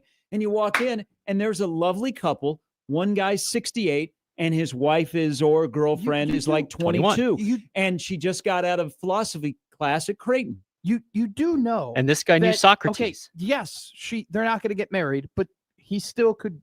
It still is giving her a ton of stuff. Also, Do He's we know giving her that, something. though? a notoriety. We have never heard of Jordan Hudson until she started dating Bill Belichick, and now we're on a radio station in Omaha talking about her. She is incredibly famous now. She is incredibly It's notable because now. Nebraska has a bye week. Every week, every single week on college They're football 3-1. And we They're looking refuse to good. talk about Dylan. No. Every week at college football Twitter, we have a video of her being on the sideline. That's what he's I given know. her. He's given her a platform to become famous and make more money. And also, too, we're talking about a guy that Make money for- off a coach that's 2-2 at Chapel Hill. Mhm. We're talking about a guy for 30 years. Here's a was guy. to do your job, no distractions, Now, keep it together. that's It's where- a different That's kind of where- job That's now. where I like to talk about the conversation. I'm not here to judge a man. If my pops and his new wife is not 50 years younger, Shout out, Walt. doing the math. Oh, okay, he'd be safe. I'd be like, my dad might be in jail. Mine would be. Mine Um, would be. But the part that you just brought up, like he has professed avoid distraction. Now, this is it's actually a really good article. I'm You sure got it- you I'm got to sure read it. is. You got to read it I will because go ahead and read they- it. all about the the articles. The author talked to a lot of people that know her. Not as many people that know him talked in the article, but somebody should like offer some advice to her of like, hey, you know, you like being on the sidelines while they're warming up is probably not the place. And really, the only coach that I can recall where his wife used to be on the sidelines was Urban Myers. Urban Meyer's wife, remember Was she used to make the Gatorade, and she'd be on the sidelines when he was at Utah. I PJ forgot And that. then she got yes. to Florida, and it was like Yeah, PJ we have Fleck's wife? staff for that. Is PJ Fleck's wife on So- the sideline? she's not on the sideline, but she is with him a lot. Like after the game, they will walk off the field together. So that's Okay. another one, but I'm not sure what her name is. And she apparently she didn't this year, but she does like to come to the Big Ten media days. So But somebody should offer advice. Maybe, like, hey, your boyfriend is one of the That's- greatest, and just, that's maybe we don't have to be on the sidelines before the games, dressed in our game day gear. that's a part of the deal, Gary. That's why she's So there. you think that Yes. yes, she is full- sucking the life out of Bill Belichick? Yes, Definitely a something. 1,000,000%. His team is a dumpster fire. He's ruining his legacy. People look less upon him as a coach. She is always in the spotlight. She basically, what did we talk about yesterday? A wrestler for North Carolina who would have greatly benefited their team could not be on the team because of her meddling within instances. Yes, this was something that Didn't that I help was Nebraska, very though? into in the offseason, and you were like, you got to stop being into it. Now that I'm out of it, I don't care about it anymore. I just read the article. I read It about has- the Ravens injury report yesterday, which is actually really good for your team. They're picking up Yes, it randos off the D line. Yes, it is. How about you have a running game? yes, Shout it out is. randos. And Worthy had a full day of practice yesterday. But yes. so if you're from the North Carolina perspective, this is backfired because your team is 2-2. They got all the attention. You dropped the ball against TCU. Now they played Got their Frost butts this past whooped. weekend, Got their butts whooped against Frost. but outside of that, have you paid attention to their other games? No. And now we're trending towards something that this might be I see that.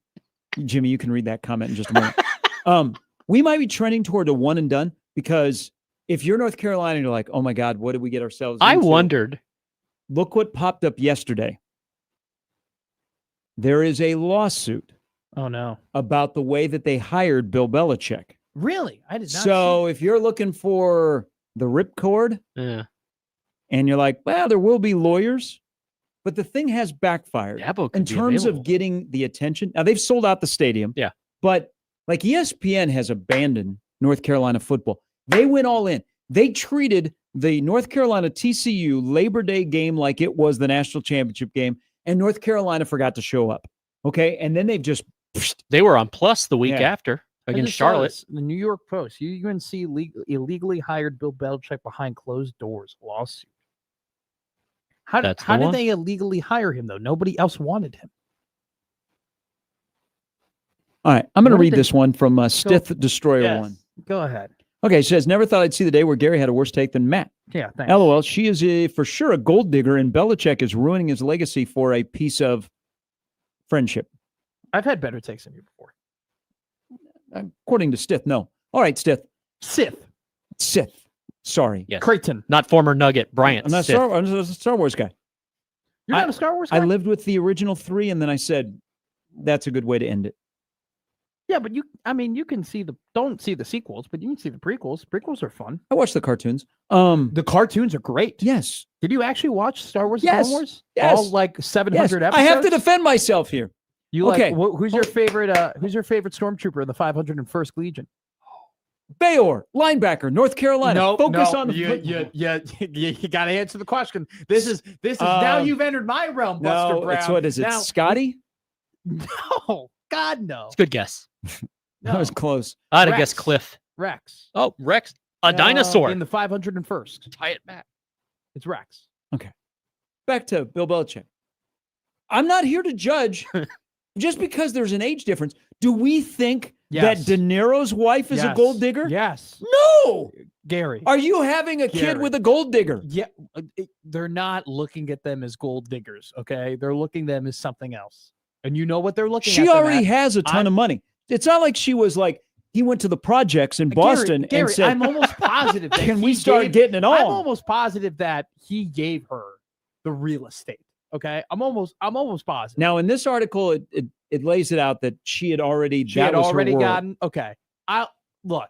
She yes, she's in front of the cameras now. We now know her name, and he's very popular. And she knew it would be a big story, and she knew he's an older guy, and she could take advantage of that. This is I'm being as nice and PG as possible. You know exactly why they're together. Such double standards here. This What is if- not a double What standard. if like we had a 70-year-old coach in the WNBA and she's dating you? We Mhm. wouldn't care. Yeah. You'd feel like it's weird. Like if you were dating Bluter or something Be like that. very I mean, I know weird. she doesn't coach in the WNBA, but that's the Be first very name. to pop. strange. I'd have to take you aside and we'd have to have a conversation. You'd be like, Matt, you know she's using you for one thing, right?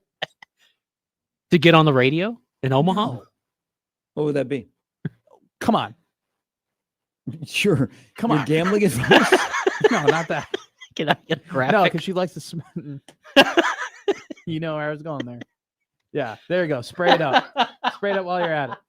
Should I just go up to a chick and say, "Hey, you like farts?"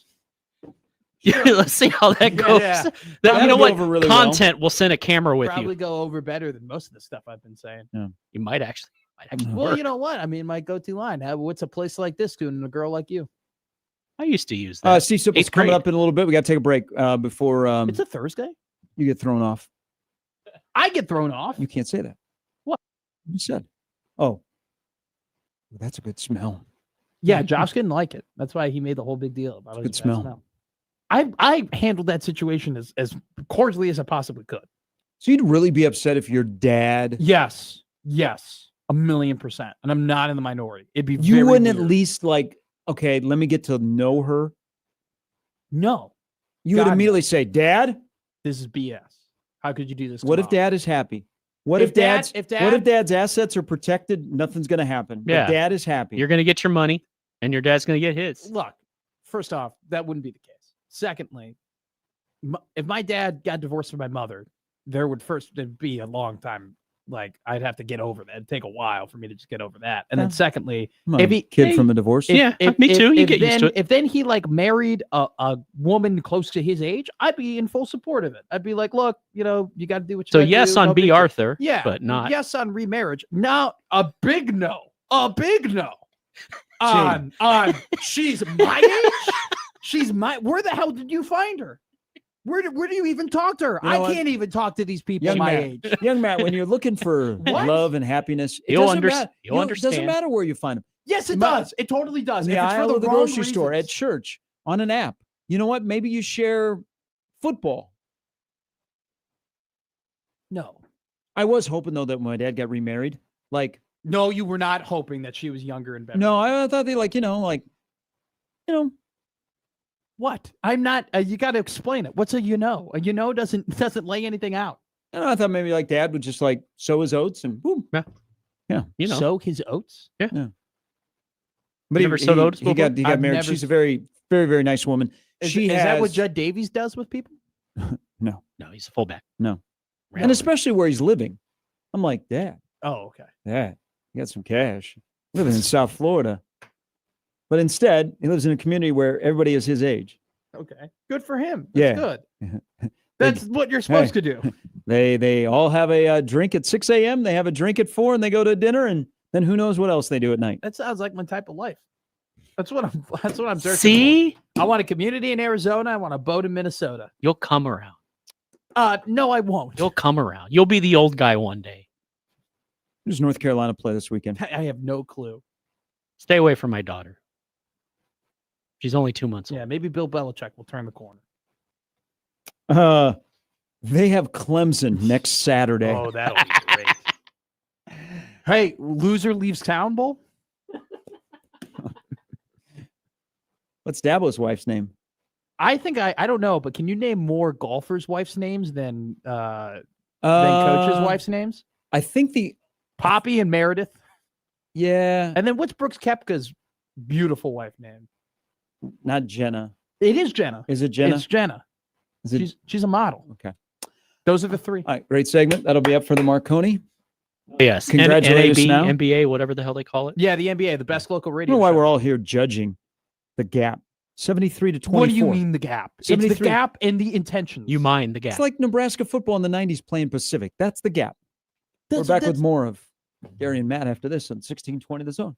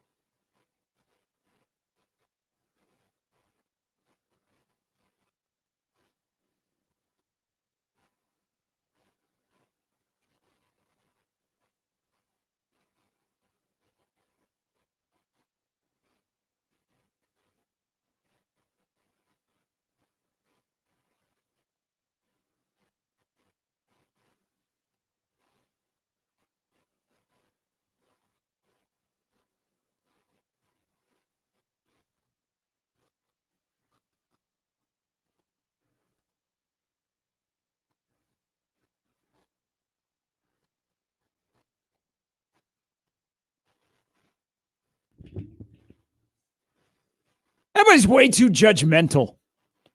Just get to know It people. is not judgmental, Gary. Hey, we don't Weird. we don't have to follow the norms.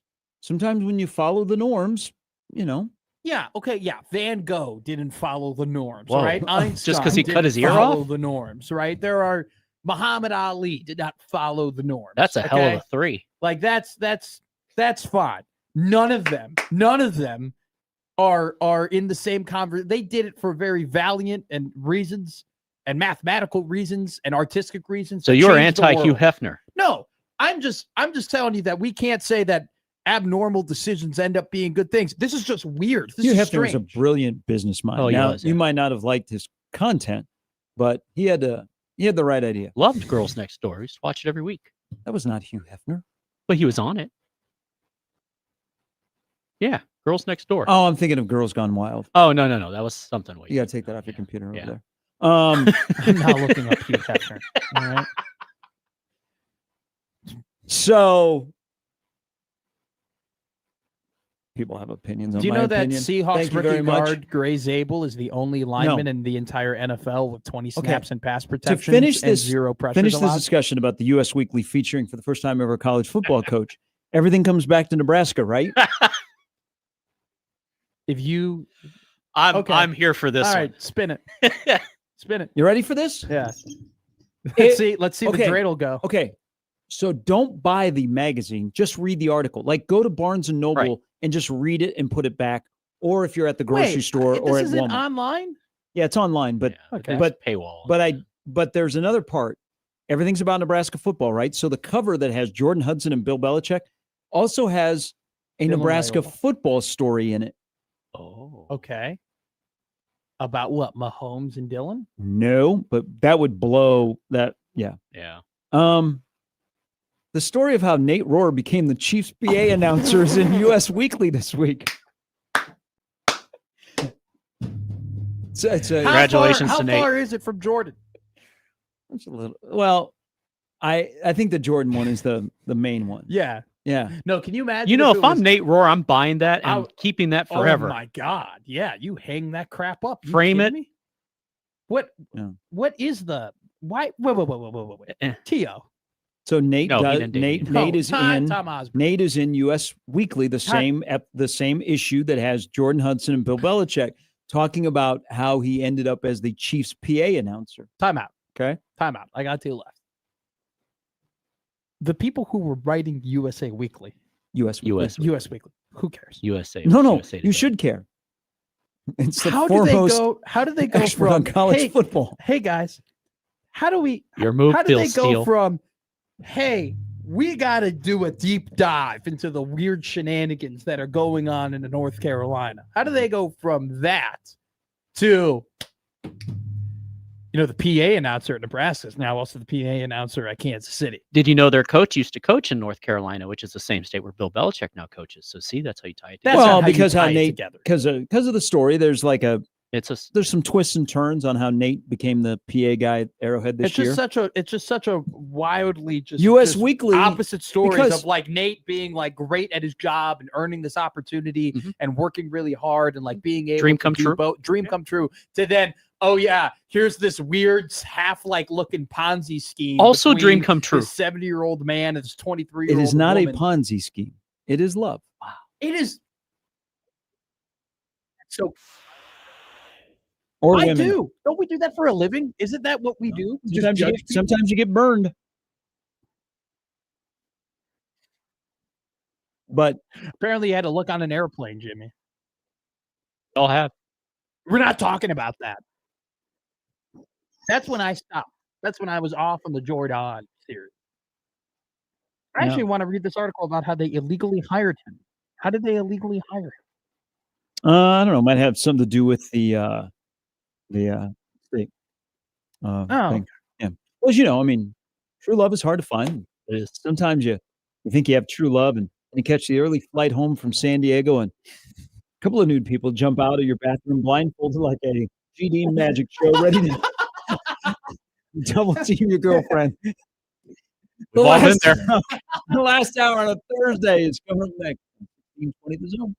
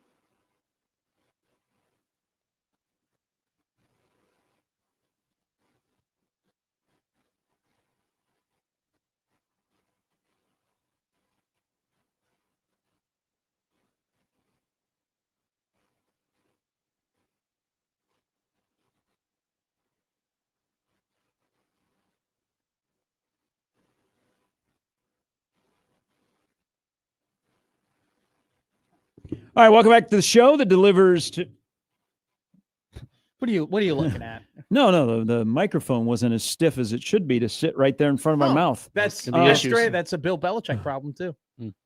Maybe, but there's things. I'm not here to judge a man. I'm here to judge the football team. Yeah, well, both of them are weird and are bad. Not bad. I don't think Bill Belichick's a bad man. by Until any you've been means. in a relationship where somebody is about 50 years younger than you, I don't think you can judge. Okay. Yeah, it's going to take me 50 years to get there. Or go to Bonefish next Wednesday, and you can make it, expedite that process. All right, everybody, thank you for sharing your Dylan Raiola takes. People are wondering why I Yeah. shared that take.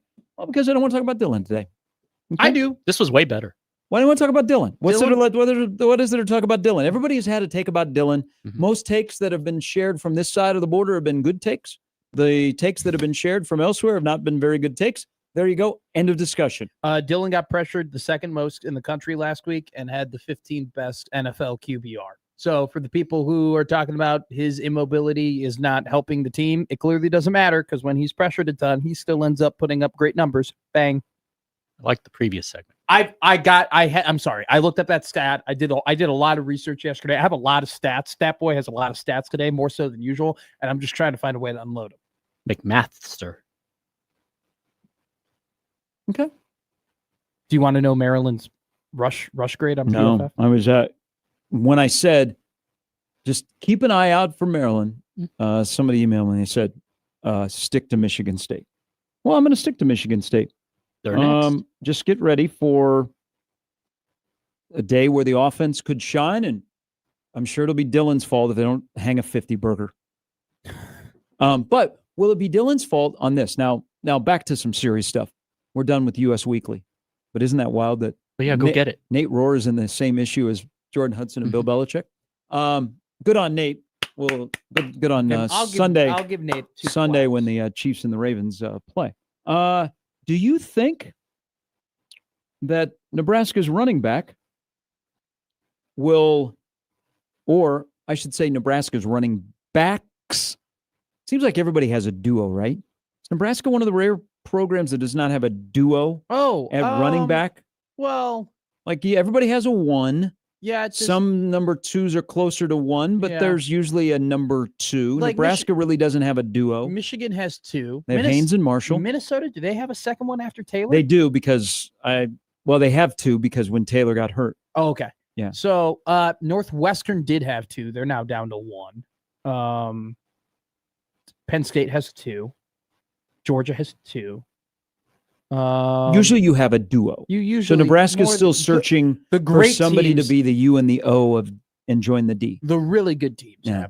have two for Um, sure. Any chance you think by the end of the year, because Emmett has the most carries in the Big Ten at 71. Maccabee at Purdue, who is still in college, is second, and he is 70 carries. But with that, I think Maccabee's yards per carry is like 3.8. Jeez. Emmett's is 5.5. Well, Emmons is 5.5, including Houston, Christian, and Akron. Okay, let's just include that because they had to play those games. That is true. I mean, it's not his fault. Yes, it is 3.9 versus Power 5 team. Okay, so there's some factual stuff, but let's just talk about 5.5 Okay, because at the end of the year, they don't break those up. They That is give true. you all 12 games. that is true. Now, likely chance that at the end of the year, Emmett Johnson, I hope he's not the leader in terms of carries in the Big Ten, but 5.5 yards per carry. Not bad. Okay. But that's where we are going into week 5 with an emphasis on we got to find him some help. 5.5 carries. More likely for that to happen. Because if that happens, now, why'd you have to bring up the 3.9 against Power 4 teams? Because that has to improve. Yes. But let's say it's 5.5 and 5.5 remains that way, which means against now from here on out, Power 4 teams, he's had a good run. you can do something with that when you Yes. throw in the passing game. Oh, a million percent. So more likely to have 5.5 carries or 5.5 yards per carry. By the way, here's something crazy. In Emmett's career, he had 90 carries in 2023. Okay. Last year, he had 117. Mhm. He has 71. That's crazy. 71 That is- through 4 That games. is incredible. Okay. And by the way, he got pulled out halfway through one. That's of on those pace for games. 223. And in his That's- and against Akron, they actively were like, "We are not going to give you the ball." Like he had a touch count, if you will, if that is even a thing. Mm-hmm. So, and usually, if you look at the first 2 years under Emmett, his workload has usually been when we get to November. Oh, God. Okay, yeah. that's when he gets into the double-figure carries, and as we saw last year, he had 31 of his 39 receptions in the last 4 games of the season. Stay at 5.5 per carry, Yeah. or Nebraska's running backs get into the top 50 before the year is over in yak yards, because they are a ways away from being in the top 50 in yak yards. More likely, or what? What is more likely of what- those two? Yeah. Emmett stays at 5.5, Yeah, Emmett stays at 5. or Nebraska gets into the top 50 with yak yards. Yeah, Emmett stays at 5.5. That's what I would say. And I want to be very clear. Like, if you look at Cincinnati's numbers, their rush defense is actually one of the best in the country. Okay. Michigan's rush defense, one of the best in the country. So I know I've given him a little flack with 3.9 yards per carry against Power 5 teams, which would rank 132nd out of 136 running backs. But it will get easier for him to carry the ball. Okay. Especially against Michigan State. I have watched the 3 running backs play, Mm-hmm. and I mean this by no disrespect. I have seen them. I don't trust them. Okay. I don't. I haven't thrown in the towel on Isaiah Mosey. I think Isaiah Mosey eventually, with more reps, could become a good running back if they continue to do that with him. And I think Mekhi Nelson, if he picks up his eyes, could be a decent running back. But I just, at this point, after 4 games, and the fact that Matt Rule has to walk into a staff meeting and be like, "Hey, who the hell is our RB2 after 4 games?" And you're still trying to find that answer, I think just goes to show you that I don't think I can put any trust at this point that any of those guys are going to end up performing to the point where you can trust them on a snap in and snap out basis. You can trust Emmett. You can trust Emmett. I would hope so. Oh, yeah, I know. Yeah. That's not a take. That's just a fact. You can trust him. I don't trust any of those guys. This discussion about running the football. Thank you to everybody that now is sharing the PFF grades from Iowa. What do you mean? Like the Iowa PFF So grades? one of the mainstays of Iowa's offensive line, he's been this way for a while, and he was out of the womb in a Hawkeye, Logan Jones from Yeah. the great Council Bluffs Lewis Central program. He's He's been a mainstay in the middle of that line. I think if I want to go to the NFL, I might go and snap for Iowa and play center.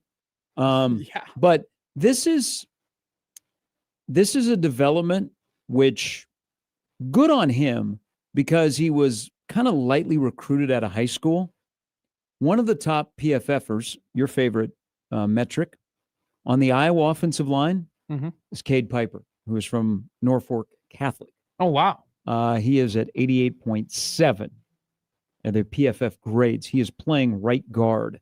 In the position of college football in the PFF world, that is the highest at right guard. Really? Yeah.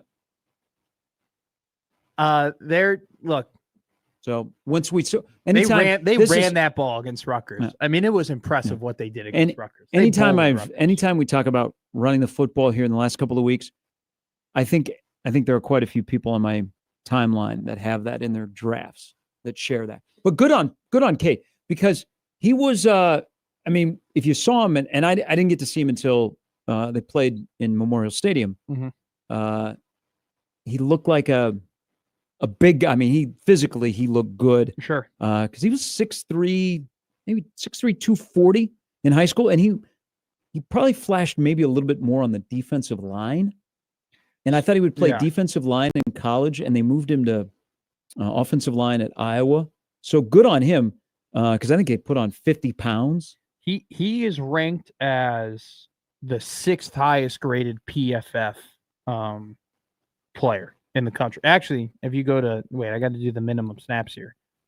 He is so he's this overall, not just guards, because overall he is 2nd behind Brian Parker II at Duke, and right under him is another Iowa guard, Bo Stevens. Iowa has, this is scary. Iowa has 4 guys in the top 7 for PFF grades on their offensive line. Logan Jones, Jennings Dunker, Cade Piper, Bo Stevens. Their run block grades are, Cade Piper's got the best run block grade in the country. You want to find out where Nebraska's top guy is? Sure. Well, they're not in the top 50. They in the top 100? They're not in the top 100 either. Cade Piper, also Mike Renner, an NFL draft guy on CBSSports.com, has Cade Piper going in the first round of the draft in 2026. Nebraska's first guy is Justin Evans, who's ranked 237th. Of overall offensive lineman? Where is, offensive can you lineman. do this on, where is he center? Yeah, I can toggle. I can That get you- actually is, if you are, you're looking for some ammunition to support Donovan, Yeah, Justin Evans would be one of those guys. his development? Yes. Oh yeah. I would say so. Because he's probably, I mean, How are we doing on toggling? I'm trying to toggle. All right, It's continue. hard toggling. This is by the Whole way, question? I'm We got to trying to get look sip. for it. I'm trying to look for it. I got it. No, that's wrong. All right. Steve Sipple. He's past the top 100. Steve Sipple will join us next. All right. Promising segment. A lot of enthusiasm there. And then all the Iowa offensive line PFF grades dropped into our timeline. They're really good. They're good at blocking. Justin Evans is 72nd overall as a center. How about you could have, I don't know that Bramer is a first round guy, but 2 Class C players from Nebraska could be drafted in that draft on either the first or second day. Teddy Prohaska, 100th flat amongst tackles on PFF. All right. The next tackle, not in the top 200. All right. Sip joins us next on 1620 The Zone.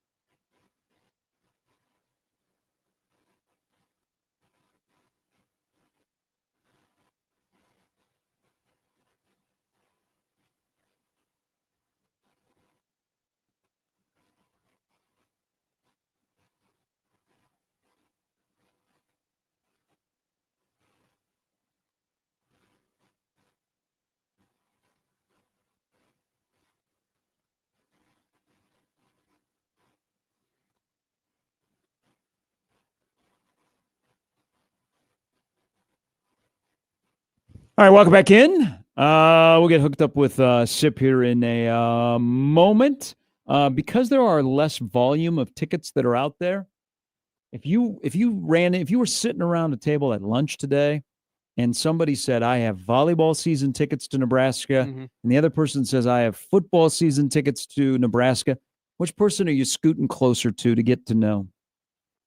Volleyball. Yeah, I think the volleyball season ticket, because it's very limited, 10,000, well, not 10,000 yet, compared to 90,000. You run into somebody that says they have volleyball season tickets or they have access to tickets, they become your best friend immediately. Oh yeah. I mean, it's 6:00 last night, and the place is absolutely packed down at the John at the Bob that plays on the Terry floor. Good statement last night for Nebraska volleyball.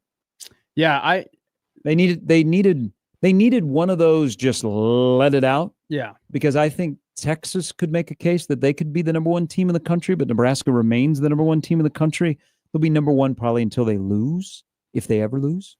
But Texas looks really good. Looks like we're headed towards a Kansas City meeting if everything goes right. But they needed that last night. Just a nice little statement. Get it out Just of your system. Get in, get out, Yeah. boom, all of that. I watched the Northwestern Indiana game, and so I had watched part of the Nebraska Michigan game, but I actually Mhm. watched more of Indiana versus Northwestern. That's for your volleyball. that's your school. Nope, it's not my school. Just because I wanted to see what we win? volleyball by not the best team in the country looked like. That's why I watched it, and I was blown away by just how much slower and less powerful like both teams were. Like it is. For me, I realized I'm like, oh my God, I know nothing other than watching like high class volleyball. Like I don't know what mediocre or slightly above average looks like. And so it was kind of startling watching that. It is we share the same thought on that. Yeah. Like you do get spoiled watching Nebraska. And I think we get spoiled period following Nebraska volleyball because they're so good and you expect them to crush everybody. And I think there's times you get bored. And there's times where, like in the last 2 weeks, I've been like, Nebraska's kind of going through it. Yeah. They're winning, but why are they going to 5 with Creighton? And then you remind yourself that Creighton is better than their record.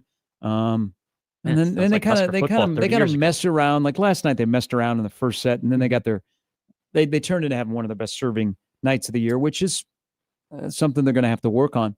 But the pace, the power, the type of athlete, crazy. When the ball, when a free ball is just crushed through the floor, like watching the high level teams in college volleyball, and then you watch, like you did, Northwestern Indiana, which are not considered two of the better teams in the Big Ten. Northwestern lost to a Summit League team. No offense, but lost to a Summit League team. As long as if it was Omaha, I'm all for it. The rest of the Summit League, I could care less about. Well, I'm just saying they lost to a non-power team. I'm trying to get a lot. I unless I have friends there, I probably in a couple of years will not be paying any attention to the Summit League whatsoever. Go Valpo. I just didn't want go Indiana State. I didn't want to go Drake. That there is called Northern a tease. Iowa. I didn't want to It's disrespect. not a tease. I'm just saying Summit. that's the best. That's the best route for Omaha athletics. But yes, It'd be pretty good. it is.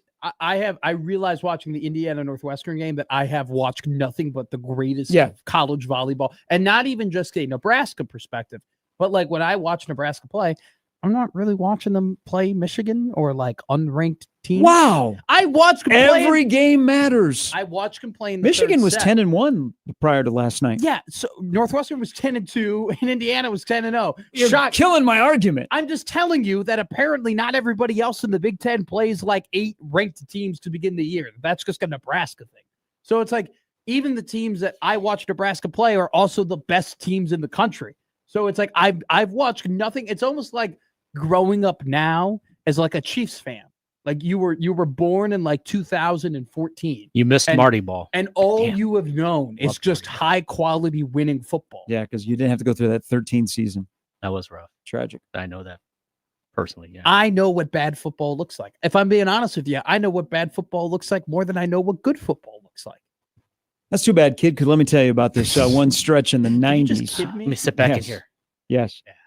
I would. Can you imagine, though, if you're playing Nebraska and you're Nebraska is Nebraska and you're like last night, Michigan, and you're overpassing and you just set it up as a free ball on the other side of the net. Mm-hmm. You just must be going, oh, God. And that's what it was last night. So dominating win for Nebraska volleyball last night. A couple of tweets here that have nothing to do with the U.S. Weekly. USA Weekly. It's too bad. Why? Didn't I call it the USA Today show at some point? Yes. Oh yeah. Yeah. It's great. Craig and Savannah on the USA Today show. Yeah. That, you know what? If you pick up the USA Today in the morning, you can see what that show is going to be like Mhm. later. Donnie Osmond. Yeah. What a guy. Rest in Patrick peace. says Sportsbook, which is taking a little time off. No time off. Sabbatical. But we have Hiatus. we have to come back on. Said this. you should talk about volleyball lines. No, Ooh. why? Why Ooh. would I bet on volleyball? I only bet on sports I know. I don't bet on There's a baseball. podcast. You and Lincoln are I Neil. don't bet on basketball. Unless it's the NCAA tournament, then I bet on basketball. Thank you, Charles. He says, I think what my friend Gary is saying is that true love is blind. I don't think there's anything blind about Bill Belichick and Jordan Hudson's relationship. I think actually blindness is quite the opposite as to why they're together. We'll ask. I mean, this next guest has maybe been in something like that before. Steve Sipple from On 3, 93.7 The Ticket joins us now. Hey, good morning. Good morning. How are you guys doing? Good. How you doing? You had a little bit of urgency there in the voice. Oh, I don't know. I was without my phone for a second, but I'm ready to roll. All right. Got any breaking news? We got a big story. What are we doing? Nope. Okay. There's really not. Nice, quiet week. Yeah, I don't put the hex on it, but so far, so that's Yeah, it Gary. seems Yeah. like that. Hey, it would be low-hanging fruit to ask you about Dylan because I know how you feel about Dylan and you feel the right way. So I'm going to go a different way. We're to the we're a fourth of the season. We're a fourth of the way into the season. Uh-huh. If you are, and maybe you guys will do that because I know you guys are having a remote show tonight. It'll be packed like it usually is. And maybe you've done this on your latest podcast with Sean and Robin. Who would get your most valuable award through the first 4 games on Nebraska's defense? Most valuable players. I'm not going to say Singleton. Singleton, I would say. That's my first reaction. It's John Singleton. I think Now that's Shavers has made a couple big plays, but I think by and large Singleton's been their best player. I would go right in lockstep with you on that one. Your Good. evaluation, because so the offensive line didn't have its best game. Sip, I think you and I can both agree though that the Michigan defensive line has dudes on it. And Donovan Raiola's offensive lines are known to get better as the season goes on. There are some people who were questioning maybe the validity of his job or the type of job that he's doing. Do you have any sort of nervousness or just doubt of the job that Donovan Raiola has done with the offensive line? No, I mean, Okay. No, not. It can't really waver just with one game. But okay, so there's two separate conversations. Do I have profound doubt, significant doubts about the job that Donovan's doing? Not necessarily, but that what we saw against Michigan was alarming, and I feel like I hear from a lot of people, and I don't want to create a straw man here, but I hear from a lot of people who say, well, if you're not going to play a team like Michigan every week, or, you also hear you're not going to play a running quarterback every week. So I don't know. I always get a little bit, I don't know. And I'm not stupid. I see things. The standards are dropping, and that bothers me more than anything. So it becomes, there's this conversation that it's all about now who you play, and if you match up okay, we should be okay. Now, that's not where you want to be as any kind of football program, all right? Now, I know I went off on a tangent there, but I'm hearing it a lot this week. Well, they're not always going to play Michigan. Okay, does it really? That's how we're going to do it now. As long as you don't play somebody good, you're going to be okay. So, no, I was alarmed by what I saw, frankly. The level of pass rush from Michigan from the very start of the game. It was. I'm not going to sugarcoat it. It was alarming. Are you concerned at all that he's had these younger guys and they still they really haven't developed into like, all Big Ten guys or honorable mention guys, or we still have doubt of like, can Gunnar Katula get the job done, and that we haven't seen guys like Sam Sledge or Maciejczak or Grant Bricks or any of these younger dudes that he's now had? No. Okay. No, I'm not concerned about that at all. They're young. I mean, Gary, me and Gary are from an era where we didn't play guys until they were juniors, third year sophomores, maybe. Yeah. So no, not at all. There's no concern there. Gunner's ahead of schedule, but was just clearly overmatched in that particular game. And I would think Gunner, as a player, would want to get to a place where it doesn't matter. It doesn't matter whether he's playing Georgia or Southern Utah. It shouldn't matter. I mean, you got to perform. It can't be this conversation that I hear a lot this week. Well, they're not going to play Michigan every week. Okay, great. So now that's where we're. But anyway, no concern about those young guys at all. There is a concern because we have to discuss it, and I will go back. I was driving in my car the middle of the summer. I think it was in July, and you were either on this station or I was listening to you, Sean and Robin, chopping it up on the On3 Husker Online stuff. And you were talking about Emmett, and you like Emmett, but man, Emmett may not last 12 games if he has a huge volume. Mm-hmm. So they got to find that running back too. It's now September 25th, and we're still having this discussion. Is this going to happen during the course of the season, or are they just going to have to find a way to keep Emmett week to week upright and still productive? I got to get Mekhi Nelson going. That's your Easy choice? answer, in my opinion. That's just my opinion now. Yeah. But it's not just based on nothing. It's based on what I've heard throughout the month of August, based on what I've seen this year. Limited, obviously. But no, I mean, this to me, it boils down to a Mekhi Nelson discussion. It's not an Isaiah Mosey discussion. I don't think it's a Quentin Ives discussion. I think Ives is a 3. I think there's a clear 1. In my mind, there's a clear 2, and then there's a 3. So they got to get Nelson going. There was a coach's decision not to play him against Houston Christian. I respect that. He didn't play much against Michigan. Not sure he was. I mean, maybe they don't feel he's quite dependable enough, but he's got to get dependable. They got to figure out the run. I mean, it's really that's the other thing that's sort of disappointing to me, that you have this quarterback that's clearly very talented. I mean, you're going to be an NFL quarterback, and you have to support him with a viable running game, a good, viable running game. Not 5 carries for 10 yards in the second half. That's not, you're not supporting your quarterback. So this is a big week. I mean, I think this is a gigantic week for Nebraska to get those things figured out and go with a head of steam Michigan State. Do you think if they played the way they did against Michigan, they would end up beating Michigan State, Northwestern, Minnesota, and you can even throw in Maryland in there? Do you think they need to be better?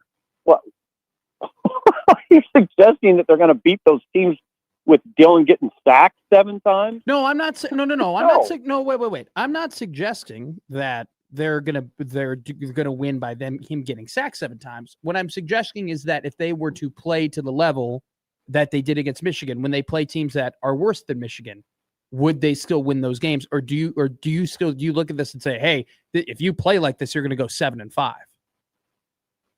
Yeah, they didn't play. It's not like they played horrible across the board. I know I'm catching myself here sounding fairly negative. I don't subscribe to the, they were within 3. They were ultimately, but Michigan controlled the game. and we can play. You always play that game. Well, if Nebraska did this and did this, you can do that with Michigan too. If they complete that pass on the trick play, if Underwood hits that guy in the end zone, you can always do that. You can play that game both ways. Nah, they got to play better. I wrote it, Matt. I wrote after the game. I expected more. So yeah, I think they could probably go 3-1 in this stretch if they played like that. But you're kind of playing with fire there, and it's really hard to answer the. It's hard to answer the question because of the. All right, I'm just going to say it because they got whipped up front on both sides. Yeah. And if I gotta think there's a relatively high level of concern at Memorial Stadium after that game because you got whipped up front on both sides. I don't say that lightly. I mean, that's a hard thing to swallow. And you gotta. I know you're not going to play Michigan all the time, but this is a lineman league. Better get that stuff figured out quick. Yeah, and when your athletic director comments on that as well, it's it is what it is. Let me shift and ask you. So they have the bye week, and I think this is an important week in Lincoln. And I know they're going to wrap it up, and coaches get on the road recruiting, but they got to figure some things out. And I'm talking personnel. Would you be surprised at all when they roll back out against Michigan State?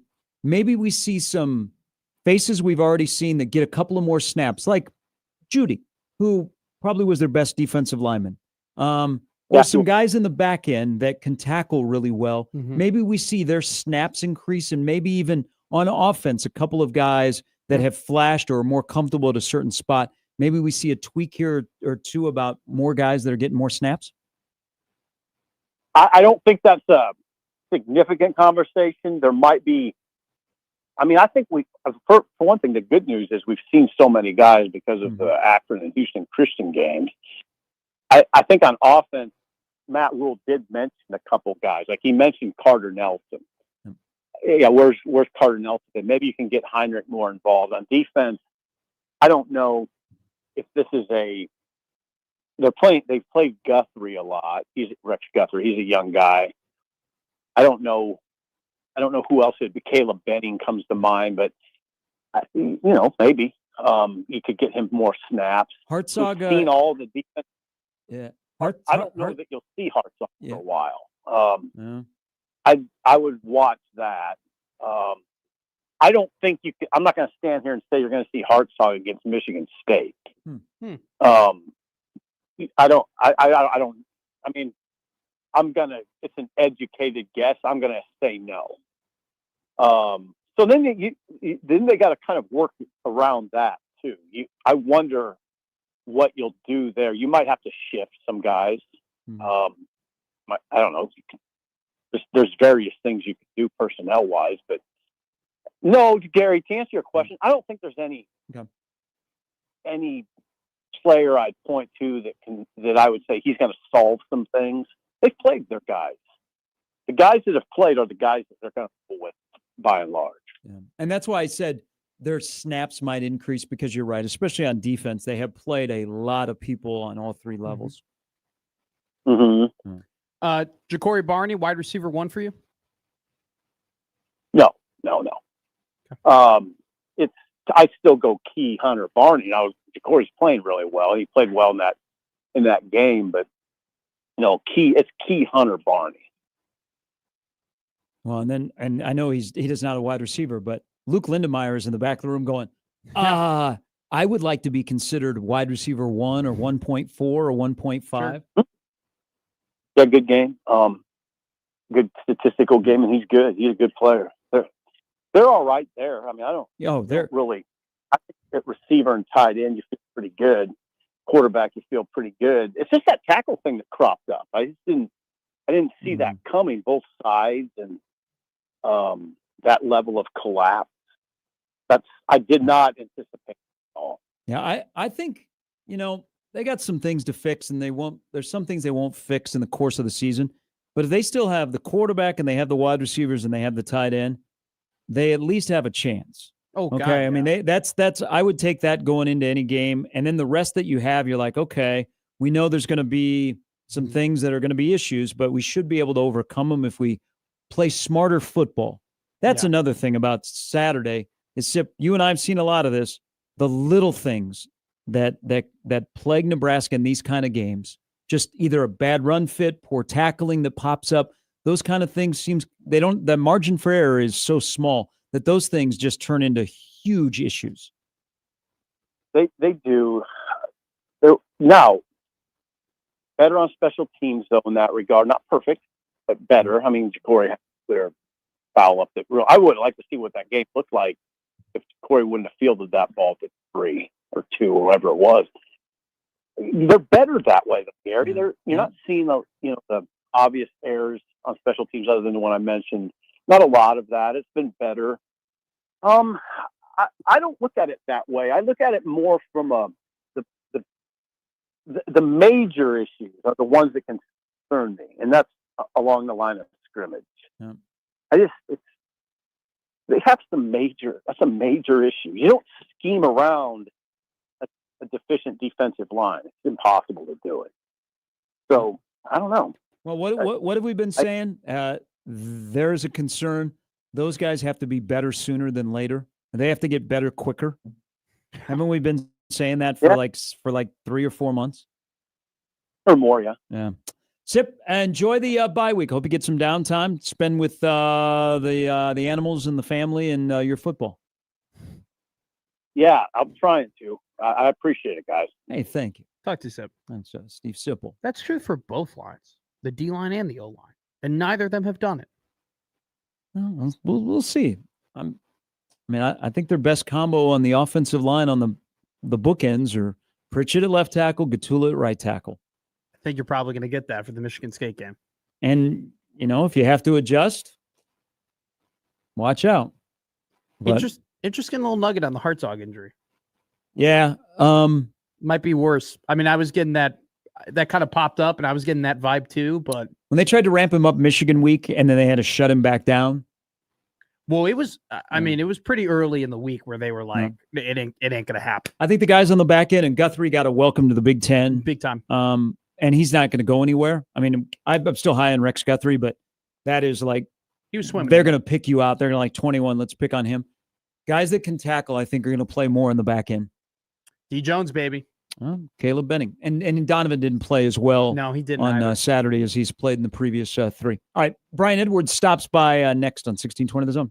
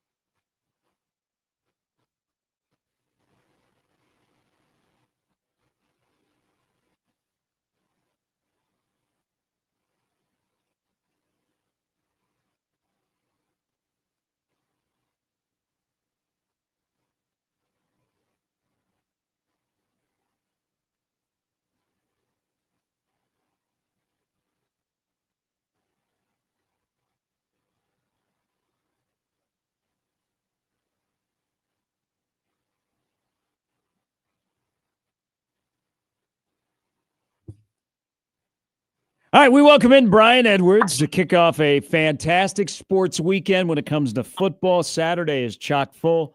Brian's got some thoughts. He's got some picks. The senior handicapper from Vegas Insider, Mr. Wager.com, which is a great site. He joins us now. Good morning. Good morning, gentlemen. What's happening? Bye week around here. Have you heard about anybody talking about Dylan Raiola?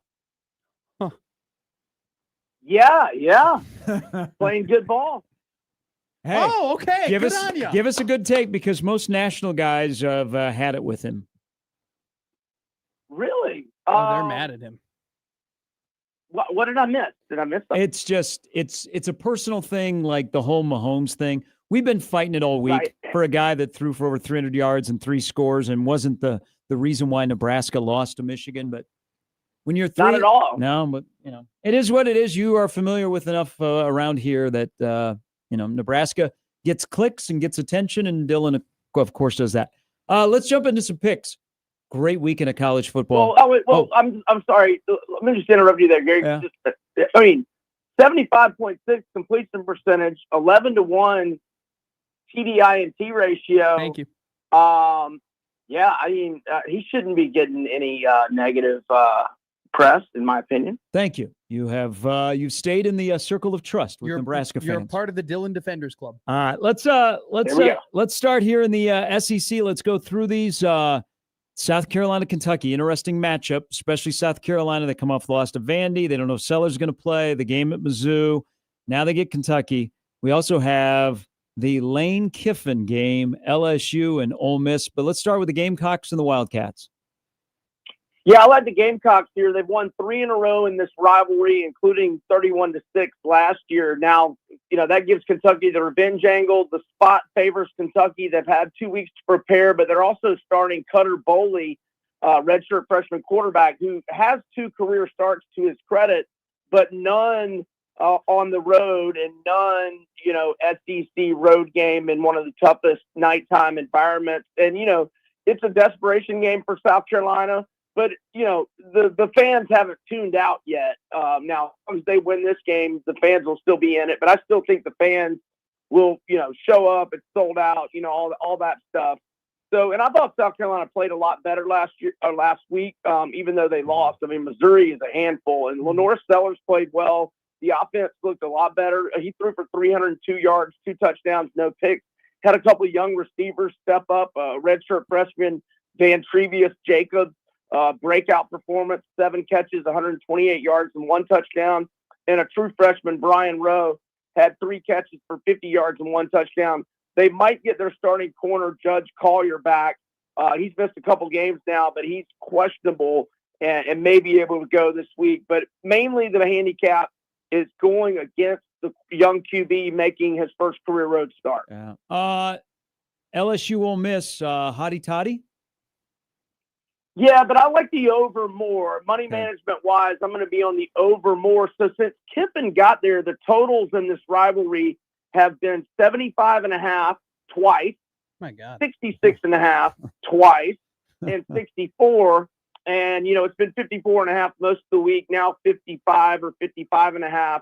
So, we're talking about, 9 points lower than any total for this rivalry since Kiffin got there. The over's 3-1 for the Rebels to date. Trinidad Chambliss has looked fantastic at quarterback, 719 passing yards, 4 touchdowns, and no picks. But that's only, 2 starts. I mean, I think he might have had a little bit of garbage time in one of those games. But he also is dual threat, 195 rushing yards, 2 touchdowns, 5.4 yards per carry average. And LSU's defense has been very good.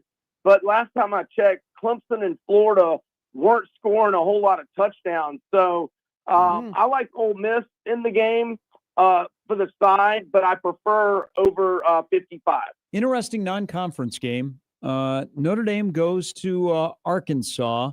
Who knows what's going to – people are saying Sam Pittman may not make it through the weekend. Now they got to find a way to stop Jeremiah Love. Thoughts on Arkansas and the star running back for the Fighting Irish? Lots of thoughts on this game, and I think that Notre Dame needs to be on upset alert here. My favorite play is Arkansas's team total over 29.5. So in their first 4 games, they've scored 52, 56, 35, and 31, but they should have scored 45 to 48 last week. They had some just completely self-destructed in Memphis territory on 3 different drives in the second half, but they're ranked 8th nationally in total offense, 552 yards per game, 15th in scoring, 44 points per game. Petrino's one of the best play callers in the country. And Notre Dame, who I thought was going to have one of the best defenses in the country, is number 118 nationally in scoring defense, giving up an average of 32.7, even gave up 30 to Purdue at home last week. But look, Arkansas's defense is not very good. Memphis ran more than 300 yards. So I like Jeremiah Love's rushing yards prop to go over 97.5. I'm not against Arkansas running back Mike Washington's rushing yards prop over around 58.5 and 59.5. And I'm not against the over 64.5 for the game. I just prefer going Arkansas team total rather than the over, for both teams. But I'm not against it. It's going to be a lot of points. But Arkansas team total over 29.5 is my favorite. I know you like the over, and we like him. Georgia Tech is at Wake Forest, but you like the over rushing yards for Haynes King. Why? Yeah, over 53.5. I haven't written it up yet. I don't have those stats in front of me, but ahead of the Clemson game when I took this pick, I'm pretty sure it was 12 of 19 games that he was over like 59, if I'm remembering correctly. Mm-hmm. And so that now I would edit that stat to 13 out of 21 because he went way over against Clemson, but did not against Temple last week because he was trying to stay out of harm's way, which I prefer because I've got a 90-1 ticket on him to win the Heisman. Eagles played Buccaneers this week in a game that might end up determining who gets the number 1 seed in the NFC, which could be very interesting. But the tush push still alive and well, Brian. Jalen Hurts, anytime touchdown, minus 140. We're just going to keep on playing it until it loses. Mm-hmm. It is now cashed in 6 games in a row, the last 3 games of the Super Bowl run and the first 3 games this year. The tush push, but I mean, we don't even if we don't get a tush push situation, he could always bust one from 15 or 20 or even 30 or 40 yards. So Jalen, anytime touchdown, pretty heavy on that every week until it loses. 2 teams coming off big wins. Lions take on the Browns. What do you got? Yeah, I mean, you can take the Lions any way you want. I think, in my opinion, not against minus 2.5 or as long as it's 3 or fewer in the first quarter.